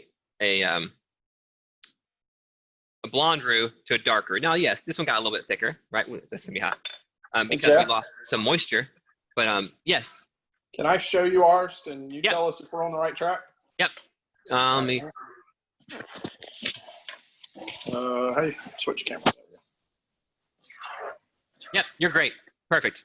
Just keep cooking till it turns a nice chocolatey brown. Okay, thanks. You might want to turn your heat up and just make sure you stir all those corners. Don't miss any of the corners, especially the blind one that's closest to you. Gotcha. Thank you. You're very welcome. Anybody else? All right. Well, I'm going to eat some sausage. So good. All right, so everyone, I'm just going to keep talking and tell you some of the same things again, just so you know. Again, your roux is a thickening agent, but it thickens water or some sort of liquid. Well, I guess oil is liquid, but it thickens water. And so all we're doing right now is just developing flavor. So here's what you need to know about a roux. When you take, the longer you cook a roux, so here's the blonde roux, right? The one that's shaken is the blonde roux. That was at the beginning. This will thicken a lot more liquid than dark roux. Okay? The longer you cook a roux, the longer you cook flour, the weaker it gets in its thickening power for later. All right, so someone's audio is on. Did you want to ask a question? Who's that? So Deanna, you're still on. It sounded like I heard kids in the background. Okay. So I'm just kind of giving you all a minute to get to this spot. So get your nice chocolatey brown roux, and again, if you make sure you're stirring all the corners in the middle, and then look at the bottom of my pan. Bottom of my pan is cleaned up, and it's all the flavor is now in. How brown is it supposed to get? That's great. That More is brown? great. No, that's fantastic. I would go. Yeah. So should I turn it off? No, add your. You need to stop the cooking by adding moisture to it. So you're going to add your onions, celery, and what else? But yeah, onions, celery, and bell peppers. I knew we had 3 things. onions, celery, and bell peppers. All right. Okay. Yep. Linda, y'all looking good over there? Are we looking good? Yeah, I'd still go a little darker. Is that okay? Make sure you don't miss those corners. It looks like it's, yeah, get that other side. It looks like it's darker. There you go. Okay. Cool. Anybody else would like to? I'm here to help. I'm just gonna kind of sit back for a minute before I do the next step. Trying not to eat all this sausage. Because I like to do the next one together. Make sure everyone's together. Actually, I need to get something. I need to get some oil. So while I'm just cooking my, so once you get your, make sure again, once you get your roux to a nice chocolatey brown color, add your onions, celery, and green peppers and cook that. All right, that's where you want to be. I need to get some fryer oil. Okay. Cool. All right, everybody, we're moving on. Hopefully you've been able to get caught up, see where we're at.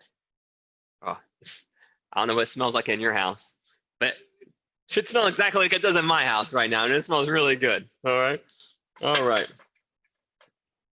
So the next thing, I want you to be careful because we're going to temper. So this is kind of like adding, when we add the wine earlier, the first time you add liquid to your pot, it's going to steam up. So I want you to just kind of like just get back a little bit, let the steam, get done so that you don't burn your face and your hands and everything, because everything in the way can get a steam burn depending on how hot your pan is, right? So here's the principles of tempering.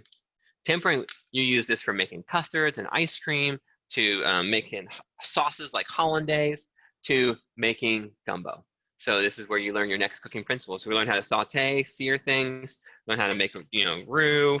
We've learned about, the caramelization process, and now we're going to learn about tempering. Tempering, just think about it. Just think of like relationships. It's like think about like the new guy at work, or or like your kids, and like you guys like tempering. It's temperament, right? It's so tempering is like slowly bringing two things together so that they blend really nicely. So when done right with a relationship, done right in a pot, you get this beautiful marrying of things. But if you do it too fast, like, like if you just meet someone new and you just hang out all the time, like, like just too much too fast, you're gonna get this lumpy relationship, right? You get a lumpy sauce. So here, you wanna take you have liquid. So here's my rules. You have liquid and you have solid. See the two? Okay. You have to add a little bit. Now again, let the steam just kind of, some of yours might like really froth up depending on how hot your pan was. So once that's gone, you feel like you can get your hand in there, right? Then you want to mix, and you want to stir this little by little. Okay, you just want to get all of your, all the liquid mixed in with the solid. Okay. All the liquid mixed in with the solid. And once you can't tell the difference, once they look like they're completely mixed in, then you can add a little bit more. And do that all over again. So put some in, mix it up again. Make sure you're trying to mix it till it's smooth, okay? This works for making gravy. This is what we're making. We're basically making a gravy in here. And so what we're trying to accomplish is when you only add little bits at a time, it allows you to work all the lumps out, all right? So that's what you want to do, is work all the lumps out. And then add a little more. Mix them until you can't tell the difference. Now, once it starts kind of getting creamy and more like runnier, I should say, like, then you're probably past the lump stage and you can add liquid faster, like more at a time. So mine is definitely past the lump stage. It looks nice and creamy and smooth. Of course, I mean, I'm looking past the chunks of onions and peppers and celery in here. So I can just add the rest of mine now. And once I do that, okay, everyone listen up here. Once you do that, turn your heat up to high and bring this to a rolling boil. Rolling boil. You're going and you're going to go ahead and add your cayenne pepper. And you're going to add your bay leaves. Cayenne pepper and bay leaves is in. I like to give it a pinch of salt right now. I wouldn't put any pepper in because your cayenne is probably enough. Now, the two things you should have left. You should have gumbo filet and green onions. I know about 5 of you are going to ask me this in a minute, okay? The two things you should have left, they are not in your pot. Well, let me stop for a second. You're bringing this, while this is coming to a rolling boil, go ahead and put your chicken and your sausage in. This is where your chicken gets cooked. Your chicken will cook in the sauce. It'll cook much faster and more efficient that way anyways. So now, everything is in the pot except for gumbo filet and green onions. These two are your garnish. And so that these will go on right before we eat. Capiche? Okay. So I'm going to bring that to a simmer. Want to get your station cleaned up so we can start making some beignets. Okay. So everybody listen up. Right here, you need to go ahead and take the oil that you're going to make your beignets and put it on the stove and start getting it hot. Okay, I would put it on a more medium-ish heat. You don't want, I would not use a high heat for anybody because it'll just get too hot too fast. So, okay, here's my pot of oil for my beignets. It's going to go on the stove and start to get hot. Hey, Jeff, real quick. So once we come Yes. to a rolling boil on our gumbo, we bring it back down to a simmer. Correct. Okay. Correct. As soon as it comes to a rolling boil, turn it down to a simmer. Mine just got there. Okay. And that simmer is visual signs, everybody. See, that's where you're cooking your senses, right? Sight, smell, taste, sound, and touch. I can hear it boiling. I can see the steam, and I can also see the bubbles. So that when you can see that bubbles, that simmer, it gives you a visual sign that that the liquid is hot enough to cook your chicken. So that's what we're looking for. There we go. So mine's simmering away. Let's get cleaned up, and your oil should be on the stove starting to get hot to fry. Hey, Okay, Jeff? everybody? Yes, sir. Was your sausage already done? I mean, I see you keep nibbling on it. So my sausage was cooked before I even put it in the pan the first time. That was already cooked, fully cooked sausage. All I did was caramelize the outside. Oh, okay. I didn't realize it was already cooked. Yes, most sausages are fully cooked. Did you get something that wasn't? No, it's whatever you gave me. Yeah, that was a fully cooked sausage. Oh yeah, Oh, well, just excuse my ignorance there. no worries. Yeah, it's pretty tasty when it's all. The chicken wasn't fully cooked, but the sausage was. How big of a pot are you using for the beignet fry oil? I am using a 2-quart saucepan. So, it's my smallest saucepan, big enough in my hand. It could even be smaller if you've got one. Does that help? So it's only Yeah, that's what I was thinking. it's only like a finger deep. It's my 2-quart saucepan. Okay, so start getting cleaned up, everybody, and we will make our way to the beignet. All right, so this goes over here. All right, and so to do the beignets, you're gonna need a little bowl of flour. So hopefully you just got some flour laying around the house. Hopefully you do. We can make it work if you don't, but a little bit of flour is helpful. And people who bought ingredients from us, I didn't give you any flour, like a little bit of dusting flour. I forgot it for myself. I'm gonna have to go get a bowl. And so sorry about that. I try to do those kind of things. Well, actually, some of those things are it'd be oil, salt, pepper, dusting flour, kind of kitchen staples. Hey, y'all having fun? Hopefully you're having a good time. I like the smaller class because we just really get to teach and we just get to teach and learn and cook together and that kind of stuff. So hopefully, yeah. hopefully you're having fun out there. I am. And while I have this moment for a word from our sponsors. So everybody, we have our YouTube station. We've only done a couple of videos so far, but there's more to come. We have our next video shoot coming up on August 3rd, and those, I'm not sure exactly when those will start coming out to you, but we're going to start doing, some other longer videos. So if you haven't subscribed to our YouTube station, we'd love to have you on. We have what we call Toolbox Tuesday, so two Tuesdays a month. We send you just like a quick, just 2 or 3 minute video on like something like how to cut. Right now, some of them are like just kind of how to cut things. And then we also have some things for my wife that she did. And anyways, and so those will be, we'd love to have you on that. And just know, like it's a slow start. It's a slow start, but we have more stuff coming. So just keep that in mind. All righty. I need to get a little bowl of dusting flour.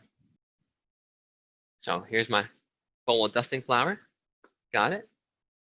My oil's heating up. It's looking pretty good. Okay. Ooh. You see my beignet dough? It's doubled in size. It's definitely gotten bigger. Hopefully your beignet dough got a little bit bigger. You will need a knife. Hey, well, thank you for that. Thank you for that, Mike. I appreciate that. Y'all flip this over. So I've cooked my chicken for a little bit on this side. I'm going to flip it over and just let it cook the rest of the way. Oh, look at that deep brown sauce. I'm still going off everything I've been doing in my eating plan tonight. How are you supposed to not eat that, right? So I'm going to set mine aside to finish cooking. I'm going to actually put mine on my back burner so that we can start to get ready to do beignets.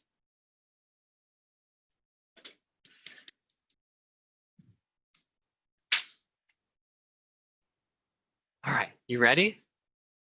Is anyone that's like, I'm totally not ready for beignets yet? I will hang out, tell you a story.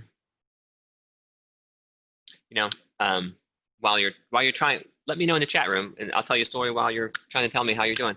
So our RV trip, I told you about that earlier. So Yeah, keep talking about the RV trip. Okay, good. All right, gotcha. All right, so we sold, like I said earlier, we sold our house, put all of our stuff into storage, and then we bought a 36-foot motorhome, a Safari brand motorhome. She was a beauty. That was a crazy story. Like I knew, I kept searching for a motorhome. And I found the one I wanted. It was a 1996, and it had been parked like in this guy's, like literally like the family of this guy. The kids took the dad, packed all his stuff in the RV, drove him to some other relative's house way up in the mountains of North Carolina, drove the RV into the grass, turned it off, and said, "Dad, this is your new home," and walked away. I don't know what this dad did to deserve all that, but so this lady was taking care of him and like 2 other people in the house, and anyways, they put it for sale. I came up, it wasn't running. I brought it was a 3-hour drive. I took my mechanic with me, and who's a good friend of mine. We like ride motorcycles together and whatever. Anyway, so we went up together and to check it out. I knew this was probably the one after doing a lot of research, and so we got there. We couldn't get it started, so we had to like take a risk and like drive down the mountain about an hour, buy $600 worth of batteries, take them back up, put them in, and hopefully that was the only problem we had to get it started. And sure enough, that was it. Because I couldn't return the batteries either, so it was kind of a risky deal. And so it started. We packed it out and drove that thing, and I drove that thing 3.5 hours home. Never driven anything that big in my life, and it was scary as could be that first time. But we did some renovations. Anyways, fast forward now. Hopefully you're getting caught up because the story is not going to go much longer. Okay, we took we drove it to see some family first. So when we decided to live in it, we lived in it for 2 weeks in Asheville, just living like at a campground not far from where we used to live, just to test it out. And then we took our first trip and we went to see some family, a couple of different spots. And then our first real trip for us in the RV was to New Orleans. So we stopped in New Orleans, and we had our first daughter with us, and We ate beignets at Café du Monde every day, some days twice when we were there, and it was just a fantastic time. And so there he is, beignets, and it's time for YouTube beignet. So we all can be like, yay. All right, I gotta check my gumbo that was talking. My gumbo is boiling away a little bit too, my boil got a little bit too fast. I'm gonna turn it down. My chicken is definitely cooked right now. So I'm just gonna turn mine down to a lower temperature and just let her hang out there. I think my oil is probably hot. It looks that way. All right. So here we go. Beignet time. So the first thing is, look at this. You want to make sure like it's like doubled in size. Okay? And mine has. So it looks great. Now it's a very wet, sticky mess probably, and that's okay. Smells good. So you gotta kind of get it off there. So I'm gonna take some flour. I'm gonna dust my table with flour pretty heavily. And just take your dough. Super easy, y'all. Okay. Get off. Get down there. There it is. Okay. And then you want to sprinkle some flour on top. And watch. This is going to be super hard. You ready? Just pat it down. Pat it down to about the thickness of your finger. Put my finger down. So it's about a 1/2 inch. That was complicated. You guys okay? Then from here, I'm gonna cut it. Now my knife is a little wet from sanitizing it. Dry that off. I'm just gonna cut it, cut it, cut it, cut it, cut it. There we go. Look at those beauties. We're ready to fry.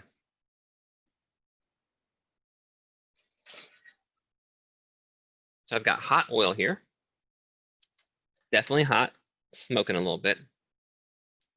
Might be too hot. So the thing about cooking without like having a really good thermometer, right? You need like a really good thermometer sometimes to do frying right. And so I'm winging it without. I don't really have a great thermometer for. Actually, I mean, my Javelin, this guy is decent for this. Let's see what it says. Okay, it says we're at 300 and 400. How do you go? Oh gosh, you're really hot. Okay. So my oil is way too hot. Okay. And so there's a couple ways to cool it down. You can just let it sit here and cool down, or you can start frying it. So little pot, you don't want to put a lot of stuff in it most of the time, because then if I have a little pot with a little bit of oil, I would just do like 1 or 2 beignets at a time, and that would and what that would do, it would if my temperature was 350, then I would just do 1 or 2 at a time, so that it doesn't cool the oil down too much. Okay? Well, it's at like 450. So these first couple I'm gonna put in there, I'll just let it cool a second. Give it I don't like to stir hot grease too much, but we'll just a little bit, just to let it release some heat. But what I can do to cool it down is just put too many beignets in there, and that will help a little bit too. So let's talk about safety. So one, don't drop your beignets from like up here. If you drop it from like really high up, splash all over you. The safest way is to take a spoon, right? Put your, it's sticking a little bit. Put your dough on the spoon and just roll it in. Now, mine's sticking to me, so pick that up. So I'm dipped my spoon in a little flour so it doesn't stick. You don't want it to stick and then jump out and splash on you. So I'm putting my beignets in. Again, I'm gonna put too many in there for the first round, and it'll help cool my oil down. My heat is not even on right now because my oil was just hot enough. If you did have a thermometer, what is your temperature goal for? 350 to 360 is where I like to be. Flip over. There you go. So mine are frying up nicely. So good question, 350 to 360. Now I don't usually try to pick them up and turn them over. I just you push down on them, they will just flip right over. Just push down. Most of the time they'll just kind of flip over if they're going to cooperate for you. And see, in this tiny little pot, this one just does not want to flip over. Turn over. And so that's it. I mean, like, they're done. I'm going to pull these out.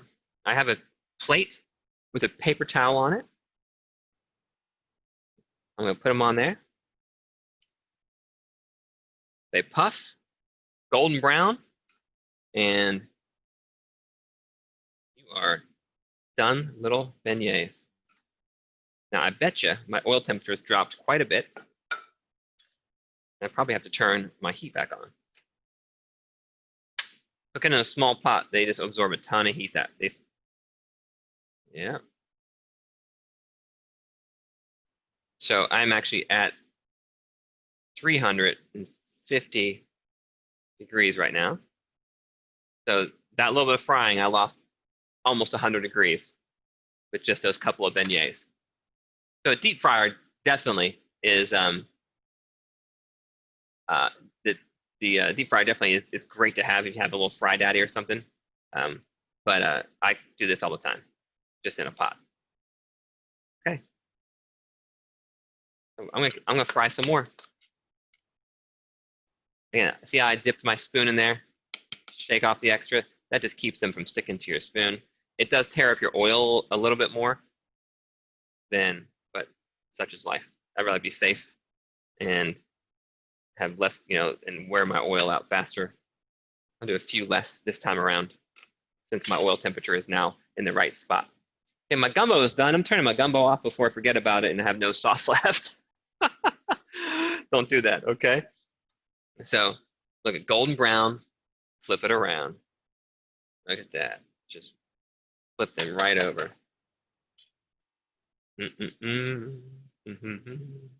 Beignets. Now, what am I gonna do with all these beignets? My wife can't eat them anymore because she's allergic to wheat. We found that out, unfortunately. It's kind of one of the hazards of being a pastry chef. Over the years, happens to a lot of people who are in the same industry for a long time, that you become allergic to the things that you've been working with your entire life. And so that's kind of happened to my wife. I mean, I guess I could feed these to my kids, but we've had kids camp. Those are getting a little dark. We've had kids camp all week. And so my kids have been eating sweets like every day because we had all this stuff left over from kids camps. And so it was baking camp this week. So you know what's going to happen? I'm going to bless somebody walking by the classroom with some beignets. Okay? It is going to happen. I have a hypothetical. Let's say we're the people that hypothetically put in their powdered sugar in their mix. Would they brown much faster because that sugar is in the dough? Probably. Okay, because these browned up super fast. So like, what's super fast? Like, I mean, like, I just put that in and it's already brown on that side. I mean, like ours did that, but it was a much more deep tan brown than. Okay, your oil might be a little hot too. Yeah, it was too much time in the sun brown. Yeah, gotcha. I don't know what that's like. Too much time in the sun is just red for me. Okay. Actually, funny things. Just a kind of tangent. Funny thing is, I've never been able to tan in my entire life. When as a kid, all my friends called me Casper, and I tried tanning and just never worked. But for some reason, the past couple years, or since I've been in Chattanooga, it's like the sun in Chattanooga likes to tan my skin, and I am not like super tan or anything by any means, by the way, but it seems like it's been happening. Like when I'm out in the sun, I don't burn. I start I get a little tan line. I'm like, wow, this could really happen. I may get a tan for the first time in my life. Okay, my beignets are done. I'm gonna set this over here, clean my station up a little bit. We're gonna put all this food on a plate. First, before I go that far, while your beignets are nice and hot, get you some powdered sugar. Okay. Now I'm going to do more than one round of powdered sugar. I'm going to do the first round while they're hot. Let it soak in. Then I'm going to do another round right before I eat them. Okay.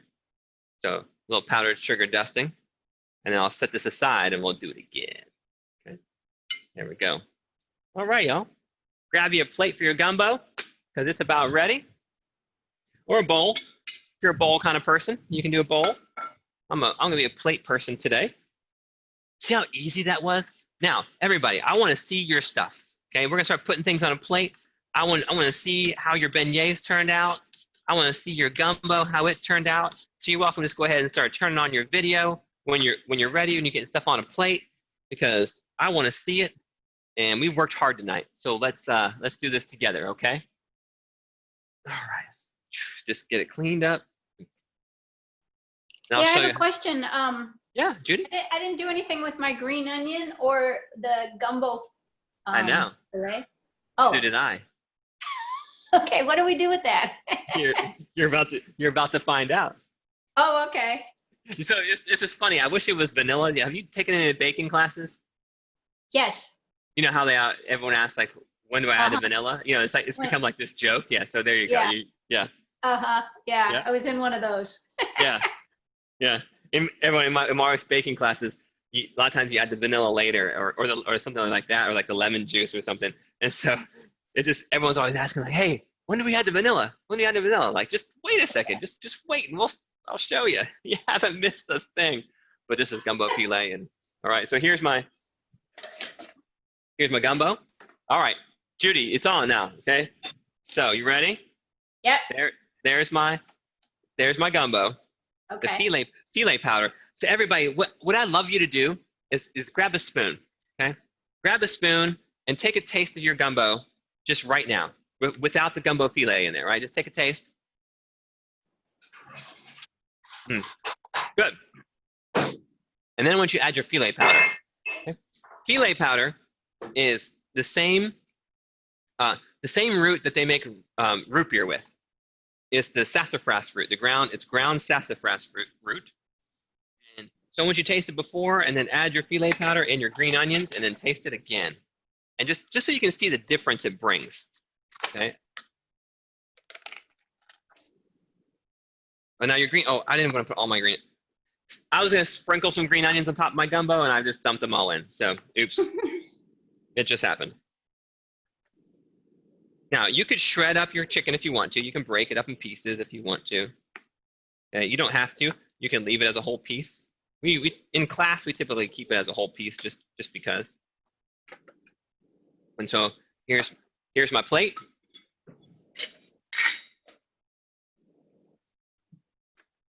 Here's my rice. And if you're a bowl person, put it in a bowl. I'm gonna be a plate for this one. So there's my rice, my plate. I'm gonna put my chicken on top. And sauce. Just pour it over. So when we were in New Orleans, we went and got some gumbo. I need to look back at the pictures and find the name of the place. We were walking around. We were just walking around for a long time, just walking and walking. And one of the locals just had their door open, and I just kind of peeked in, and the guy was like on his couch. He was like, "Hey," and he just came out and started talking to us. And we just had this whole long conversation, and it was great. And I was like, "So where should we go eat?" He's like, "Well, there's this and this." I said, "No, I want to know, where do you go get gumbo?" He said, "There's only one place I go get gumbo." And he said it's like down the it was like 15 blocks away. And he said, when you get to this thing, you go down. He said you go past this thing and you turn down a dark alley, and you walk down the alley, and that's where I go. And we're like, okay. So we took his directions, and we went got to the spot, and we started walking down the dark alley. And we're like, just in case.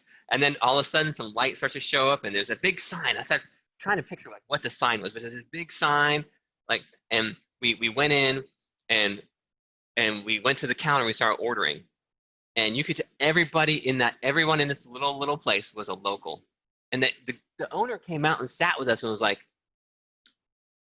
"How'd you find us?"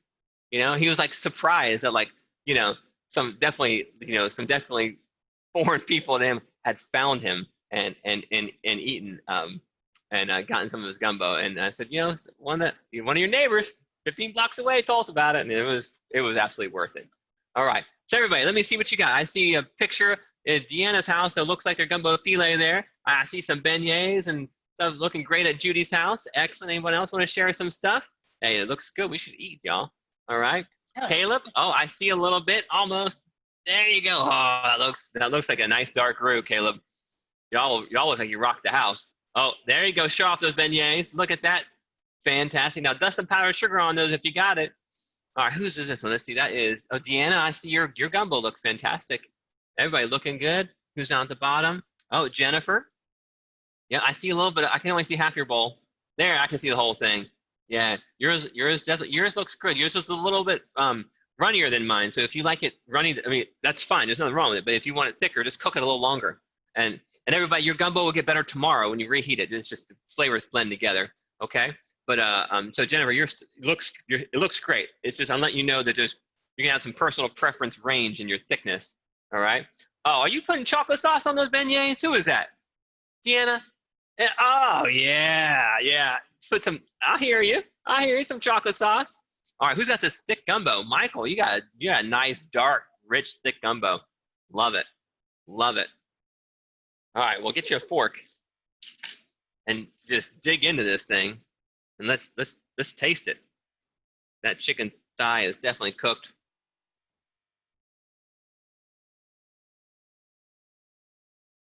That's what I'm talking about.